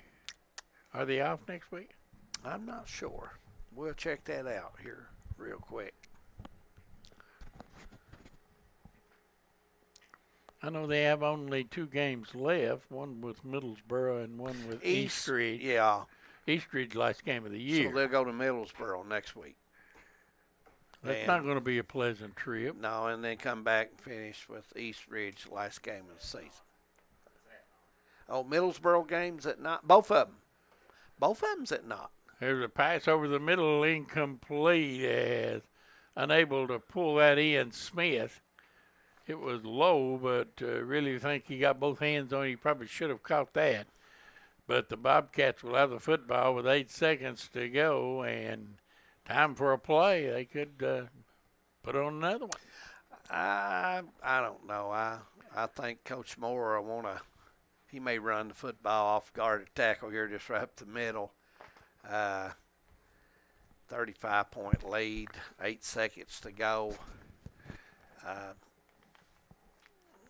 It'd be unusual for him to throw it long. I mean, I don't expect it.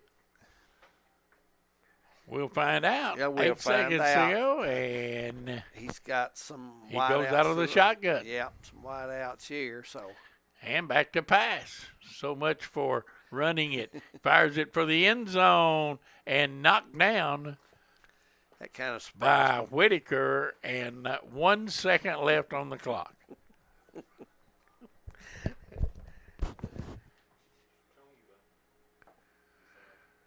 So time for one more.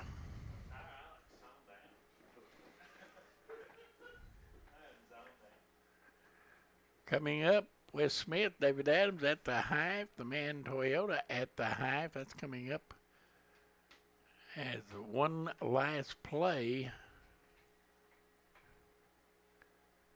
And the first half will mercifully come to an end some 1 hour and 37 minutes after it started.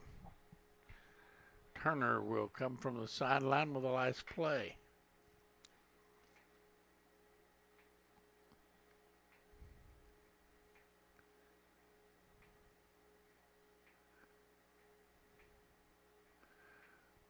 We got the referee going over to have a word with Knott County's coaching staff. I don't know what this could be about. I didn't see anyone. I think the coaches have to agree to the round clock, I think. I'm not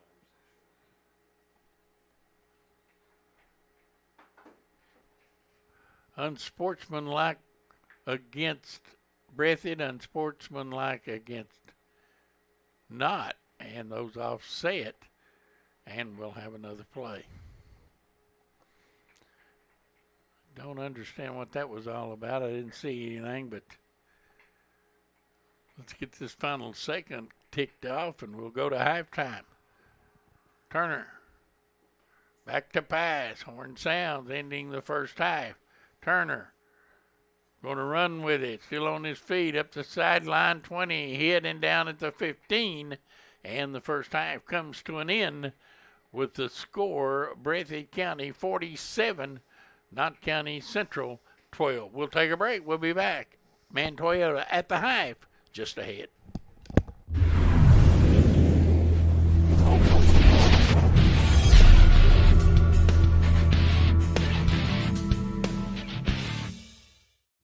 Brought to you by Bank of Heinemann, Thacker Grigsby, Paradise Pizza, Game On Hazard, Wicker Law Offices in Heinemann, Heinemann Land Auction Company, and TVS.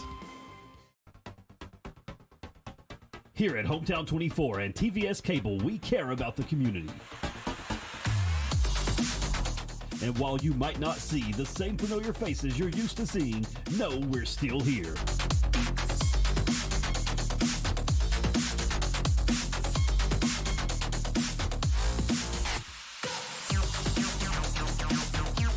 Bringing you live high school sports straight to your living room.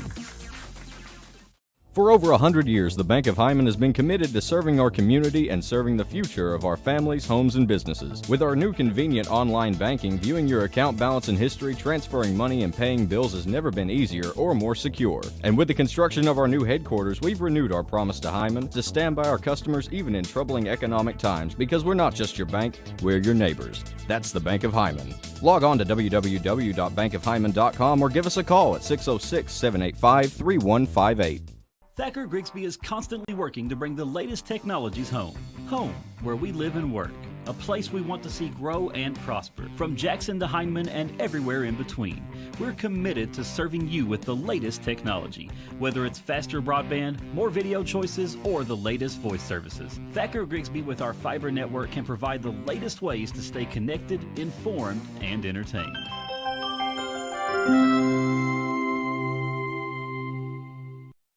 No matter what town or community you live in, there's a Tim Short dealership nearby. That's because our family of dealerships are dedicated to serving the folks throughout Eastern Kentucky. Our employees are your friends and neighbors, helping to support the local economy and provide safe and affordable transportation to everyone that shops the family of Tim Short dealerships. Our entire inventory can be found with the click of a button at timshortautogroup.com. Visit us online and join the thousands of customers that took the short drive to satisfaction today. Well, David, across the board, not as close a games as what we thought we could see tonight on either of our channels, but still some good football action we've got to watch. Well, you know, I thought the Clay and Prairie game would be a little better. I did too. And that's kind of surprised me a little bit. But, you know, Prairie started the season off hot, Wes, and you know, they're taking right back. They've had some hard opponents. Letcher Central, Johnson Central, that's not an easy opponent. No, absolutely not. Absolutely not. And you spoke of Johnson Central when we talk about down year for Harlan County. In the past, Harlan County hasn't really come close to Johnson Central. Harold said that happens to a lot of people. Absolutely. But 43-0 there in Johnson County right now. Yeah, they're tough over there, and they're tough on the road as well. But, you know, I seen them play the Commodores last week. I thought Prairie Central was very impressive the first time, and come out and fumbled the football, and it went south from there, and Johnson Central ended up big win. But I thought Prairie played a half of good as football as you'd play against Johnson Central. I thought so too, and Harold mentioned before the game that if the Perry Central of first half against Johnson shows up tonight, Clay County would be in trouble, and so far they have. And I'm like you. I think Perry Central's starting to string things together and starting to turn into the team that we thought we could see. Well, you know, Coach Mark Dixon, he runs a good ship, and I think 99% of the time he expects his kids to represent the school well and play hard, and they do that. Absolutely. I mean, I think Letcher, to be honest with you, I thought Letcher and Johnson Central are just better than him right now. And he's got a little ways to go, and but now Coach Dixon will get him there. I've been very impressed by his team this year.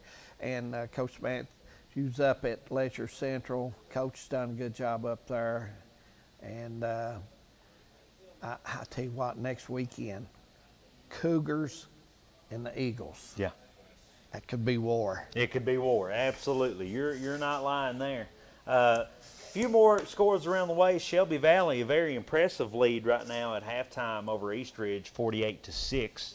That surprised me a little bit that they're playing that well. Belfry over top of Lawrence County, 28-13.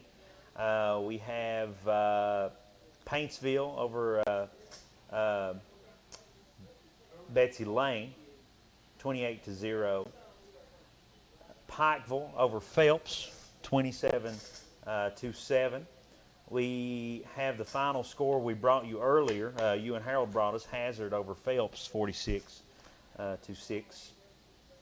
So that Pikeville score, Hazard, we've got to get that one straight. I'm not sure which one's right on that one. But the games you're seeing here live from us, as you mentioned, Perry Central very easily over Clay County right now, and another game that's very easily starting to get out of control, Knott County and Breathitt County. Well, Breathitt has been able to run the football or pass the football, and they've been successful either way. And Patriots' defense has just not been able to contain the Bobcats on the pass or the run. It's been one of those. It has. And Breathitt County, even though their record's going to show you 1-5, they're not a 1-5 team. They've played teams like Paul Lawrence Dunbar and stretched out to get other wins. And we anticipated this Breathitt County team preseason being pretty tough.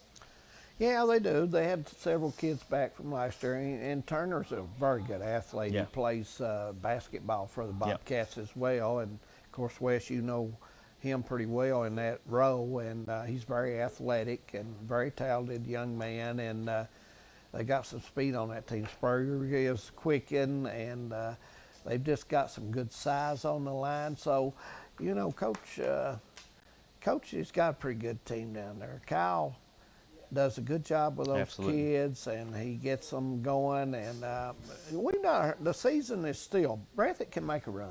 They can make a run, absolutely. They can make a run. And I think Knott Central dealing with what a lot of schools in the mountains are dealing with right now. Leslie County, I feel like it's a similar problem.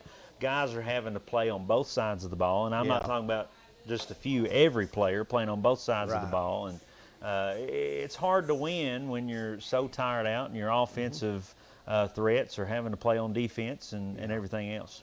Well, that's true, and you know, you look at several of our teams here in the mountains, we don't have those big numbers, and even our better teams has kids that goes both ways. Sure. And you know, and when the playoffs start, you get down and you get around the third, fourth round. Yeah. You may face teams that don't have to do that. Absolutely. And that makes a difference. Speaking of Leslie County, a score from around the way, Morgan County pretty handily winning over Leslie 20-7 right now in the third quarter. You know, that score is probably one of the surprise ones of the night. Yeah. I thought Leslie County would have a shot at that game. I agree. I think me and Harold both predicted that Leslie County would get their second win in 2 weeks. Yeah. Maybe tomorrow in Athens. Hopefully we get a shocker like that too. Maybe wouldn't be bad, would it? Wouldn't be bad. So we've asked everybody else, what's your take tomorrow? How do you feel about the Cats coming in? You know, Georgia's awfully good. They probably are the best team in the country. Yeah. I thought they could beat Bama. Yeah. And I thought, you know, Wes, I feel like Georgia could win the game by 10 to 14 points tomorrow, and Kentucky's going to have to play well. Yeah. I think. I don't think they can have turnovers at all. Right. I think a turnover in tomorrow's game is trouble. It's trouble. It really is. And Georgia, one of those teams we talk about. A lot of their offense comes from their defense. But who knows? Georgia may be that team tomorrow that has a mistake or two. You don't know, but you look at that Georgia team, that line, the size and the quickness they have in the backfield. I mean, it's a tough task, but I tell you what, Cats has had a good season up to this point. They still have 6 football games to go, and I think they got an excellent chance of winning maybe 3 or 4 of those. Yeah, I think so. A lot depends on the injury list. Yes. I know we're starting to get injuries. Tomorrow they're without a couple good defensive linemen. I don't know how much the Cats can afford that, Wes, to be honest with you. I agree with you, David, 100%. And, you know, a game tomorrow, you've already got a couple out. Tomorrow is going to be as physical of a game as Kentucky's played this year. Oh, yeah. I mean, you can bet on it. Absolutely. Yeah. And we talked about, you know, Kentucky's improved thus far. But, you know, crazier things, David, we can talk about how Georgia is this good. Crazier things have happened this year in college football. Clemson is not ranked, and nobody expected that. Alabama gets beat by A&M. Nobody expected that. Who knows? Well, I'm going to say this. The Texas A&M game surprised me more than any game. Yeah. I had Bama beating them because they've not been playing well, really. No. And that was a big win for them, and who knows what that'll do for their season. And who knows, there's some good games in the SEC tomorrow, and Ole Miss and Tennessee's one of them, and that's played at Knoxville, and I look for that to be a good football game, and, you know, kind of look forward. Florida and LSU at Baton Rouge, who knows? Who knows? LSU's going to, you know, they're not a bad football team. No. I mean, I thought Kentucky just flat run, slap over top of them. Absolutely. I have to say that, but who knows what may happen. It's a different game, a different day. We play them for a reason. Right? We play 'em for a Absolutely. reason. Well, and I want to ask you before we get off here, basketball getting started Monday. Yes. And, you know, Harold and I got a chance to talk a little bit a while ago. We mentioned some teams. We thought in the boys this year, I'm not going to put them in order to how they're going to finish, but I'm just going to mention some teams we're thinking is going to have a pretty good ball club. And we come up with Breathitt, Wolf, Knott and Purry and probably Hazard is the 5 teams to look out for. Somebody could surprise us. We'll see. There may be somebody else out there. And in the girls, we thought Letcher and Knott up here, and we thought Owsley down there, and we thought maybe Purry. Purry looked good by the end of the season last year. So we'll see, but we thought those may be the talk getting started. One of the beautiful things I think right now about the 14th region in basketball is there's so many teams that are able to compete, and it's up in the air between them. And I would agree with that list you've got. And you talked about Perry Central. I thought last year, as far as effort and defensive teams, they were among the best. And this year they've got a few new added pieces, and they're definitely going to be a team to watch out for. They'll be in there. Shannon will have them in there this year, and you all, of course, I think you all will be a team you have to deal with. I never count Hazard out. Coach Holland stays up all night figuring plays out. He's going to be in there. And, let's see if Coach Noble has got Breathitt filling some pieces this year. Well, you definitely can't count Coach Noble out of coaching a team that's going to work their tail off to be one of the best. And you mentioned Coach Holland Hazard, always competitive, and you can never count out Coach King at Knott. No, BB, he'll have something drawn up there, and he'll have you guys. He'll have something going, and it's going to be an interesting tournament. It always is, and by the end of the year, you see how much you improve, and you never know. Some of the teams could have an injury, and it could change everything because none of the mountain teams are very deep. You're right. Exactly right. Not very deep. Right. So you have to wait, play the season, see how all the pieces fall into play.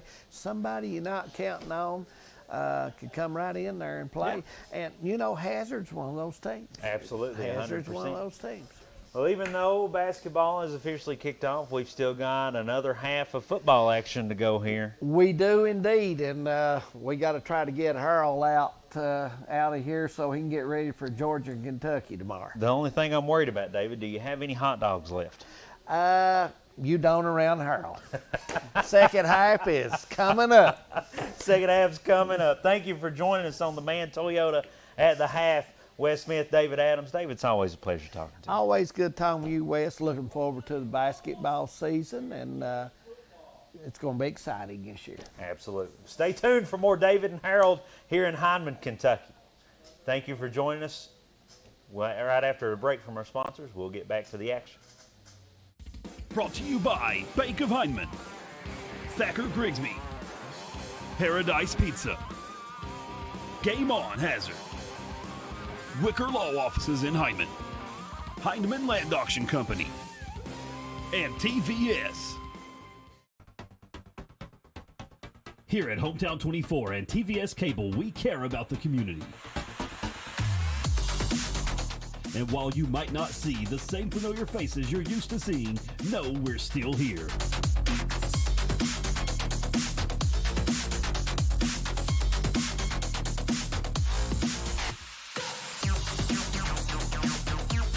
Bringing you live high school sports straight to your living room. For over 100 years, the Bank of Hyman has been committed to serving our community and serving the future of our families, homes, and businesses. With our new convenient online banking, viewing your account balance and history, transferring money, and paying bills has never been easier or more secure. And with the construction of our new headquarters, we've renewed our promise to Hyman to stand by our customers even in troubling economic times, because we're not just your bank, we're your neighbors. That's the Bank of Hyman. Log on to www.bankofhyman.com or give us a call at 606-785-3158. Thacker Grigsby is constantly bringing the latest technologies home. Home, where we live and work. A place we want to see grow and prosper. From Jackson to Hindman and everywhere in between. We're committed to serving you with the latest technology. Whether it's faster broadband, more video choices, or the latest voice services. Thacker Grigsby with our fiber network can provide the latest ways to stay connected, informed, and entertained.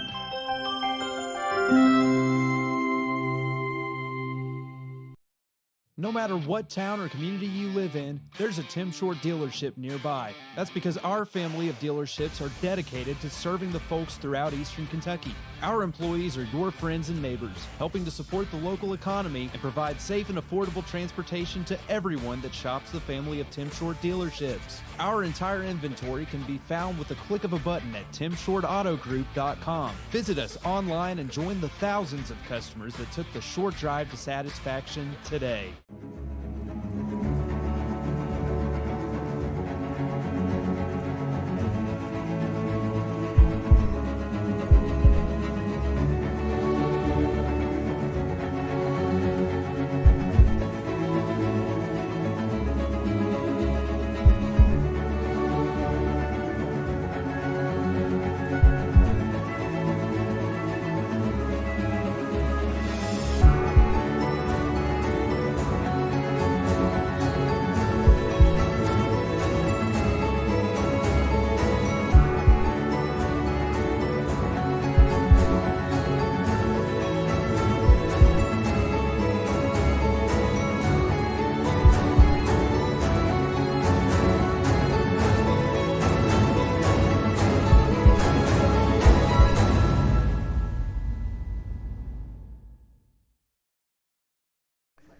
We're back as we about ready to get the second half underway. Breathitt County leading at Knott County Central 47-12 as we start the third quarter.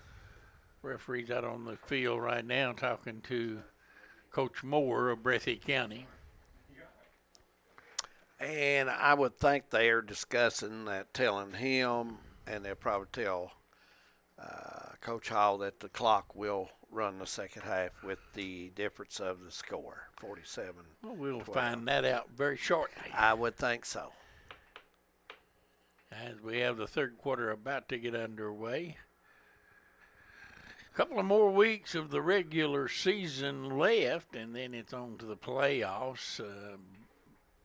Knott County needed a win tonight or next week against Middlesboro to make the playoffs, and right now it doesn't look good. No. Harold, the game against Middlesboro is at home. I thought that was on the road, but it's going to be at home. The last two games are at home, East Ridge and Middlesboro. So that's fine, but that just means you got to go to Breathitt and Middlesboro back-to-back next year, and that's no picnic. No, that's not. So,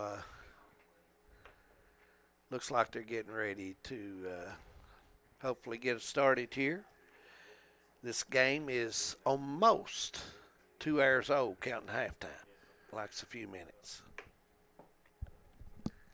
It's been a long first half, very long.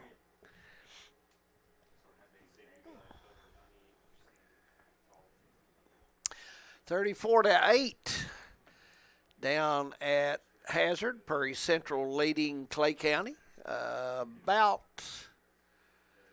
9 minutes to go. Harold, 9 minutes, 40 seconds to go in the fourth quarter down there. So, Breathitt County will kick off, and we're underway here in the third quarter. Coming up to take it, Whitaker trying to get to the outside, stays in bounds and has a lane up the sideline. He may go. Whitaker will take it to the house as they begin the second half with the Patriots, and a flag comes in late, and I don't know what that's about, but unsportsmanlike conduct, I'm assuming.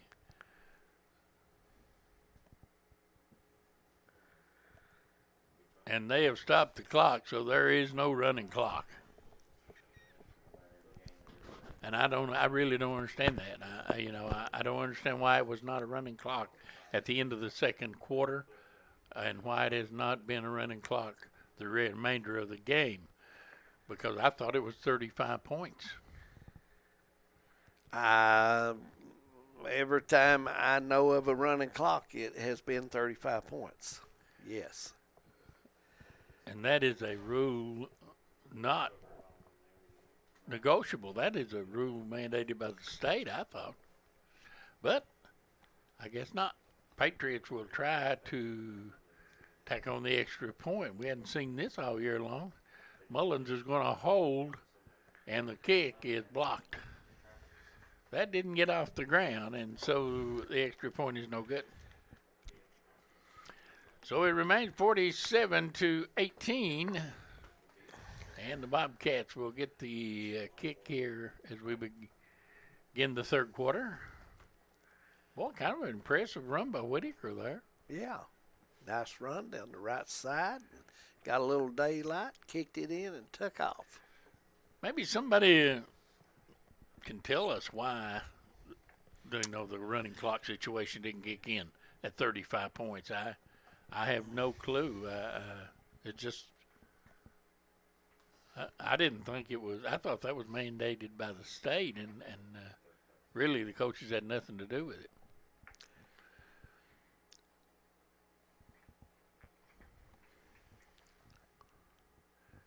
They'll mark the penalty off against the Patriots for unsportsmanlike conduct. And the Patriots have had 4 too many of those kind of penalties, and that's their fourth. I mean, it's conduct. That just shows the lack of discipline, and you got to have that. They're going to be kicking off at the 25. Harold, there must have been two. No, one. 35 was the biggest lead. 35. Yeah. It is 36 in football for a running clock. So actually, Breathitt missed the point after that last touchdown would have made it 36. That is correct. And so 36. It was 1 point away. The extra point would have made it 36 in the running clock, but not so. I was under the impression it was 35. I wonder if it's 35 for basketball, Harold. I don't know. We'll ask Wes. He's a man that knows everything. Wes is checking. He's digging right now.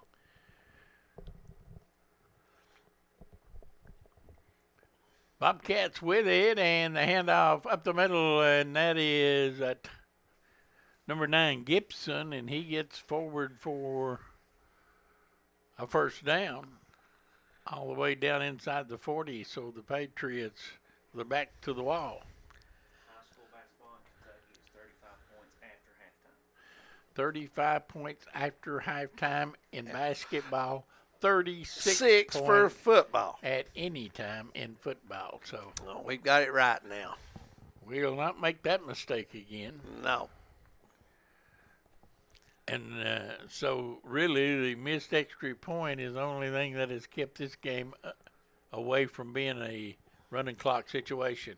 Gibson again, a couple of yards, and that's about it as he's dragged down at the 35. Scott in on the tackle for the Patriots. Thomas as well. Second down, about 8 yards to go.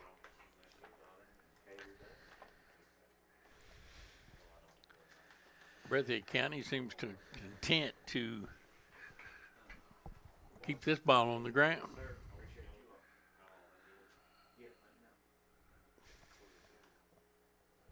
And now, ball ridden out of bounds down around the 15-yard line, and that was Turner carrying the football. And Ambergy in on the stop for Knott Central. And Wes is headed home. Harold Mullins. A better place to go, right? He's got his shift in. He says it's supper time.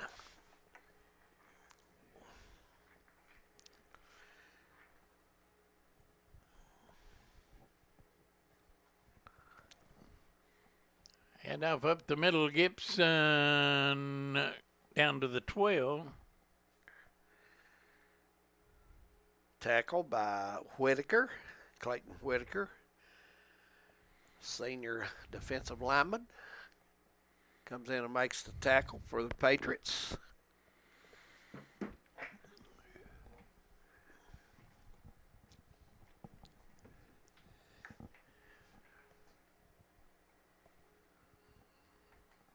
Breathitt County knocking on the door inside the red zone at the 14-yard line. Turner trying to get outside with a blocker. Now turns the corner, heads for the pylon, and gets there.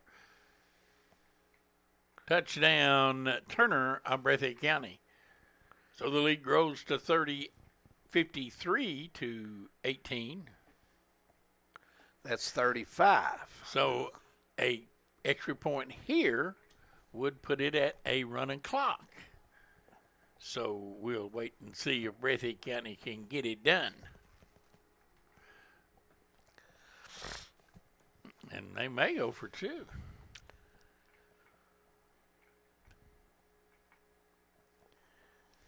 They are going to go for two.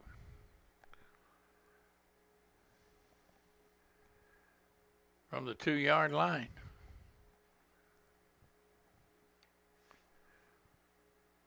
They'll go for two. Turner will keep it, swing to the outside, and he will walk into the end zone, and that will put us under a running clock situation as the clock begins. And the Patriots down 55 to 18. You know, of all the scores that we have heard tonight, the one that has surprised me the most is that Morgan County, yeah. Leslie County. We and were it talking was about it. It was what? What was the score? 20 to 8 at one point.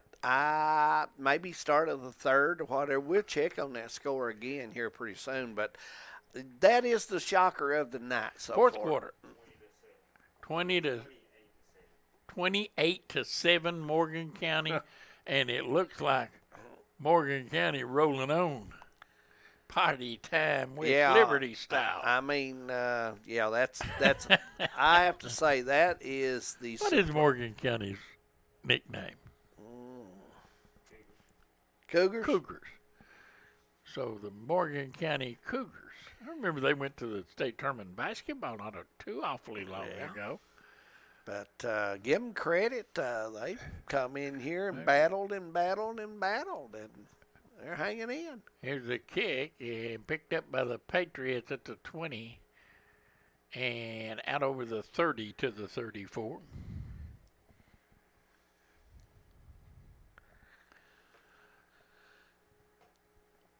And so the Patriots will get it back. Probably more or less with really the time of the game, Harold. The game is probably going to end pretty close with this running clock, what it probably normally would have. Believe it or not, what does a football game go? About 2 hours and 20 minutes, 2 hours 30. I don't know. I've never been to one that just takes that long to get over with. I'm talking high school. I ain't talking college 4 hours now. I'm talking. But you know the TV has slowed the college game down, made it longer. Oh, you think? Yeah, you take these big commercials. I mean, they're just, when is the game coming back? When's the game? You know, it's, it makes it a long night. And Kentucky's on CBS. Maybe a good thing for Kentucky tomorrow to get some rest. Yeah, I agree. They're the national game of the week. They are. CBS national game of the week. So there's a pass out to Whitaker, and he comes back to the middle of the field and goes down at the 35. He lost his hat.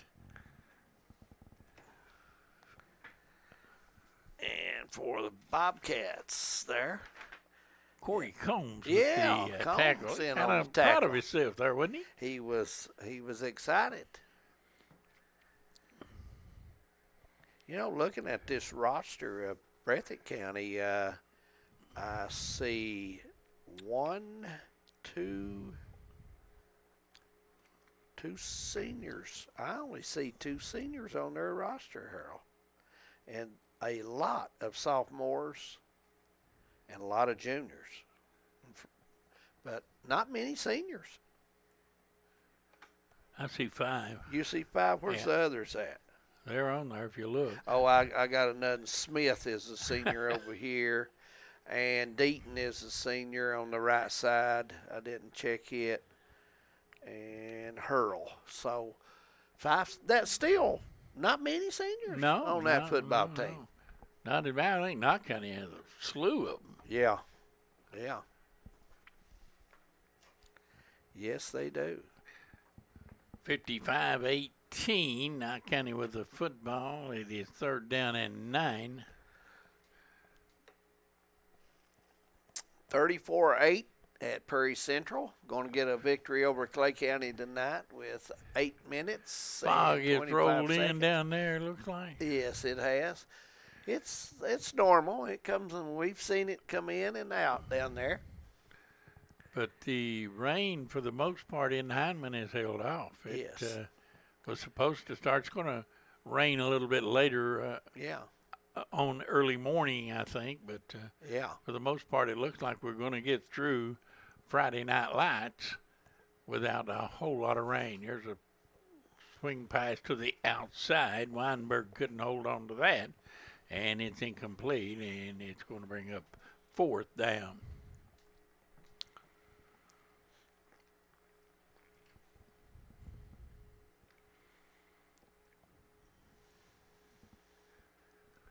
Patriots will go for it. Why not? 4th down. You're down 55-18. It's a running clock. Yeah, you roll the dice.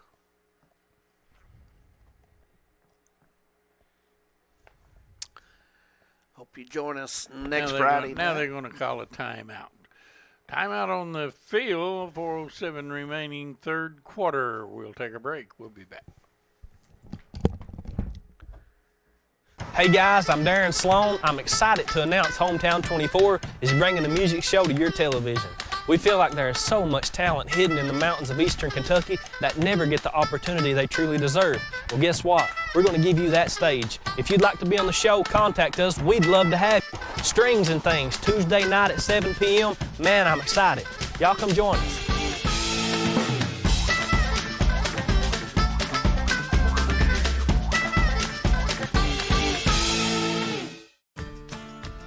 I believe in Kentucky.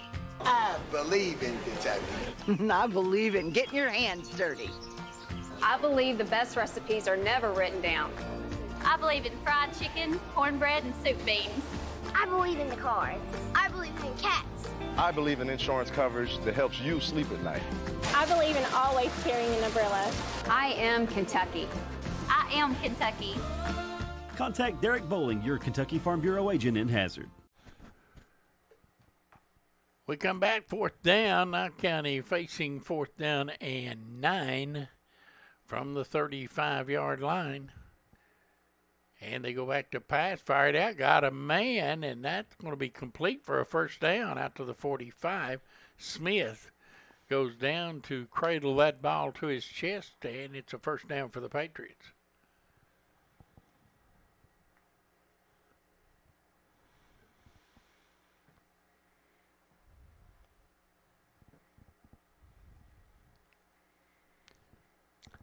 Clock running. Our good friend Brandon Miller. I see him down there on the field. sideline. Yeah. Got cameras bigger than him, don't he? He does indeed.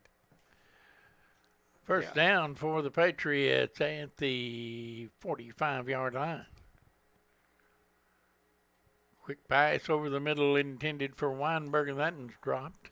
Went right in his Just hands. a little couldn't bit bring it behind in. him, maybe. Yeah. We'll give him a pass on that.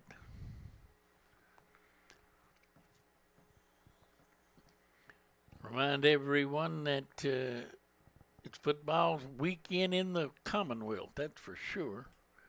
Of course, I'm sure we don't have to tell everybody that the Cats play at 3:30 tomorrow on CBS against the #1 ranked team in the country, the Georgia Bulldogs. Well, it's going to be interesting now. There'll be I'll a say few that. TVs tuned in to CBS tomorrow in the Commonwealth. There's a pass from Sloan, and that ball is incomplete. Bring up another 3rd down.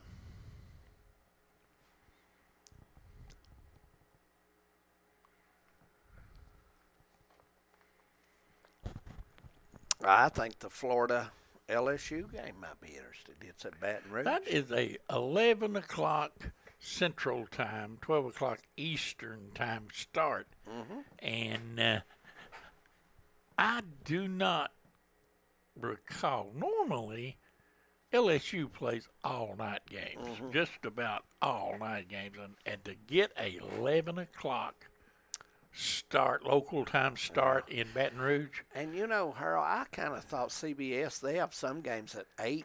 I thought they might would have moved that Georgia and Kentucky game to 8 that night. Their prime time game is the 3:30 I know, game. but they have the primetime game normally reserved for ESPN, and ESPN is the one that sets the times for these games. Yeah. Now, like they have not set the time for the Tennessee game.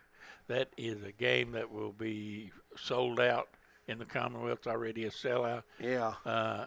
If Kentucky were to win tomorrow, you can bet they'd be the primetime game.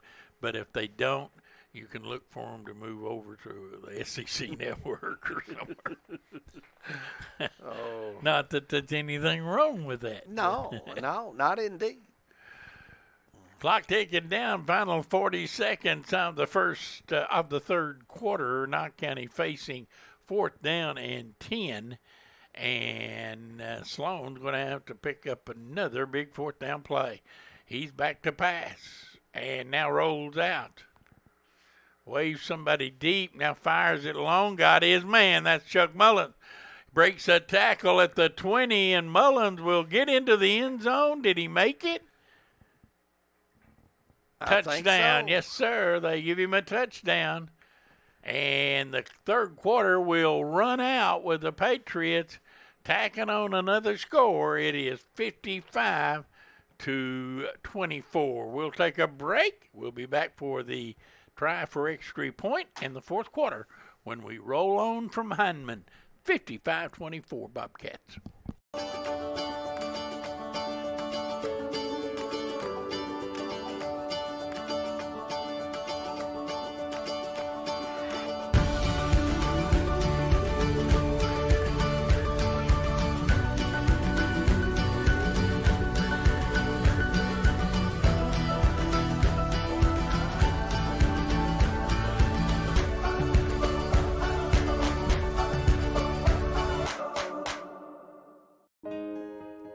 Since 1954, Heineman Funeral Services has been part of this community.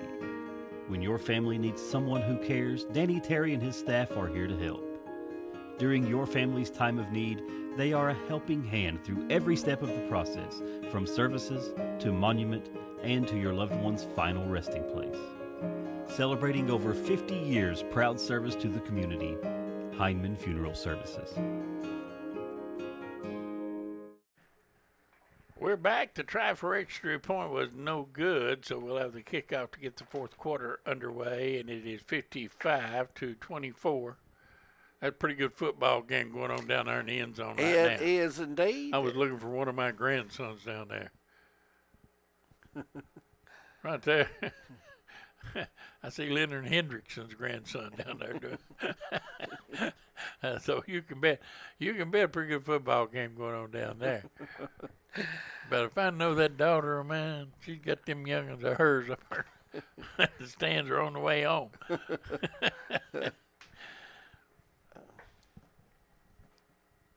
I used to. There's a Breathitt County kid. Got a Breathitt County shirt on down there playing with him. Well, you may as well play a little grade school football down there with the young guys. Absolutely. Why not? Have a good time. Yeah.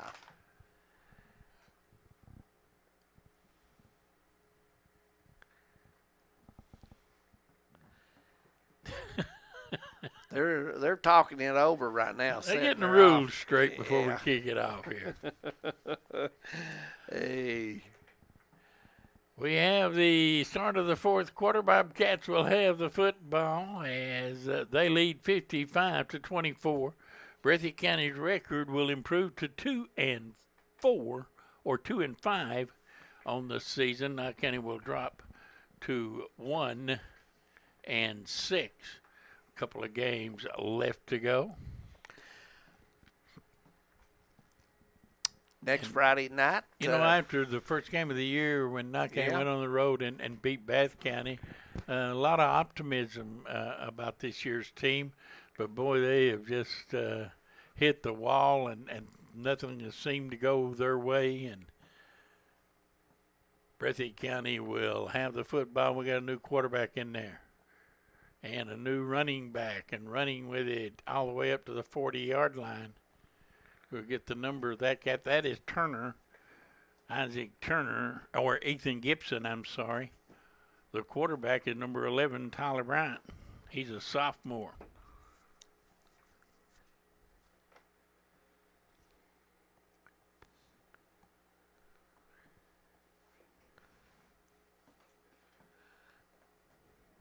Breathitt County. First down and 10 at the 40, a little over the 40, and Knott County Harold with 10 minutes. Almost a fumble, but hauling it in was Bryant, and he's tackled. Looks like Scott gets another tackle, his 8th of the night.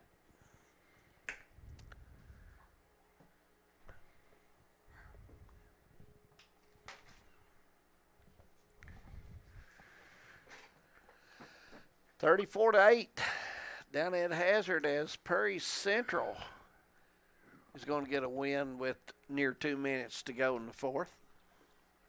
Yeah, that game got out of hand for Clay County after a pretty close first half. There's a pass complete and out to midfield, and there goes a flag down, and we're going to have Smith call for hitting the receiver out of bounds. And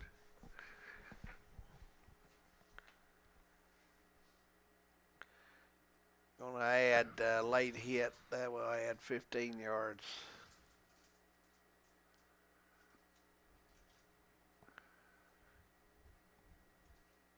Face mask. They're going to call a face mask, not an illegal hit out of bounds, but it's 15 yards either way you cut it. And the new quarterback, Tyler Bryant, is look pretty good. He got a nice pass complete. He got set, his feet good and squared, and he good follow through on his throw, and so this may be the guy for next season, Harold. You never know. Bryant out of the shotgun, leaves it off. Now keeps it himself. 40. 30 up the sideline and knocked out of bounds. Both teams got a lot of new people in there right now. Yep, there's a lot of new white shirts in, and Patriots have some in as well. They dressed in the blue, navy blue. The Bobcats in the white jerseys. Royal blue pants.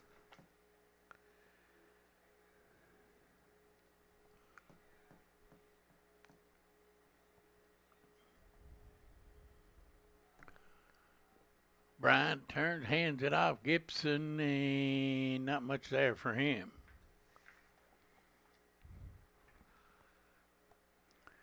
It's not Gibson, that's a new man in there. Bellamy, Isaac Bellamy. Not much there for Isaac. Second down.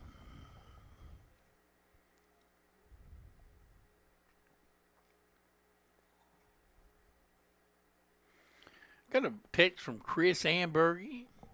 I guess what is he, the athletic director of grade school athletics? Yes, he is. He said, please announce that our 7th and 8th grade football team plays in the conference championship tomorrow at 4 o'clock at Floyd Central. They play Magoffin County, and that went all the way down to the 1 yard line. So the 7th and 8th grade football team, Coach Randall Mullins, I believe, coaches that team. I've done a good job with that team last few years. Yes. And he has them in the championship game tomorrow at 4 o'clock. That game will be played at Floyd Central, and they will play Magoffin County. Yeah. I have only one question for that. Who set the time of the game? Well, you got to go with the flow, whatever it is. I believe I'd have played that. But coming back to, I believe I'd have played that at about noon. Yeah, coming back to Randall Mullins, he's, seemed like he's had some good seasons, Earl, with those kids. He really has. Yeah. The run into the end zone by Brian, and he scores his touchdown for the night, and he goes to 61-24. So people want to see some good grade school football. Go over to Floyd Central High School tomorrow afternoon, 4 o'clock. Knott County Central, McGoffin County. I went to McGoffin County Monday night. Okay, I went to McGoffin County to watch the 5th and 6th grade team. Knott County's 5th and 6th grade team play McGoffin County 5th and 6th grade team in the semifinals of their tournament, and McGoffin County won that game. Also, by a score, I believe 22-8 or something. It's a pretty good football game. Yeah. But McGoffin County, my first trip there since they built a new school out on the Parkway there. Beautiful school. And boy, do they ever have a nice facility up on that mountain. A nice football facility up there with concession stands and bathrooms, and they've just done a great job at McGoffin County.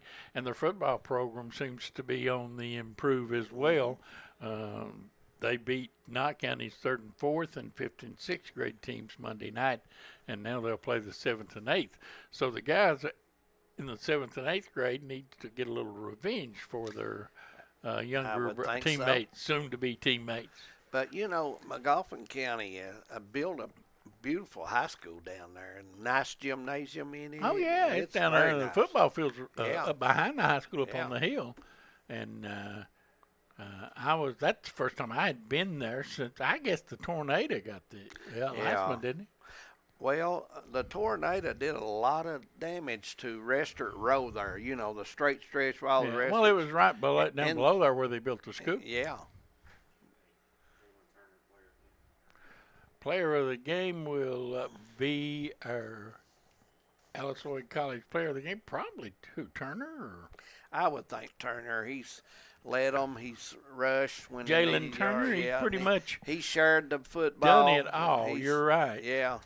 62-24 with 3:39 to go and the clock running, and this one will soon be put to bed. Here's the kickoff. Bobcats, and moving back, the ball will be hit and taken and out of bounds. Cole Stamper.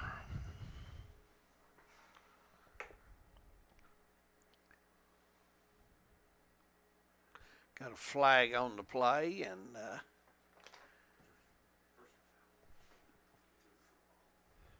Chris said that he was not for the people that is mad about the 4 o'clock start. It was not his decision. I can see that. But, Chris, we have to blame it on somebody. But we won't blame it on somebody's head should be in the sling. We won't blame it on 4 o'clock start on football weekend in the Commonwealth. Sean Dameron score 17-6 tomorrow. Georgia is his prediction. 17-6. Yeah. I would be more along the lines of about, I'm going to go somewhere around 27-17, Georgia. Yeah. I'm going to say somewhere around 27-17, Georgia. Yeah. 21-0. Josh Cornett, 21-0 UK. Not even going to allow us to score. Oh, he's picking UK. He's picking UK. Chris said that he lobbied for a 10 o'clock start. I don't blame him. I don't blame him. Obviously, he don't carry a lot of weight. That's his opinion. Well, all you can do is try. All you can do is try and vote yay. That's it. Yeah. But I'm sure that he'll go over and watch the kids play and have him a little radio there tuned in. Yeah. Maybe watch a game on the phone. You never know. Why, absolutely. No reason why you can't watch the game anywhere yet now. Absolutely. 1:30 to go, clock running, 62-24.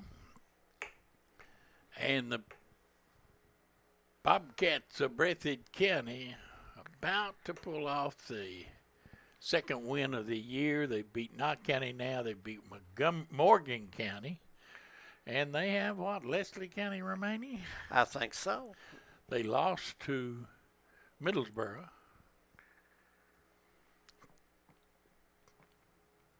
So they will ensure a home field advantage in the playoffs, at least for the first round.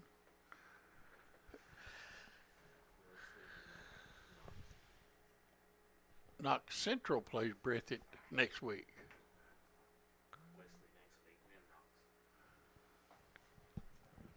So they have Leslie next week and then Knox Central to finish the year out.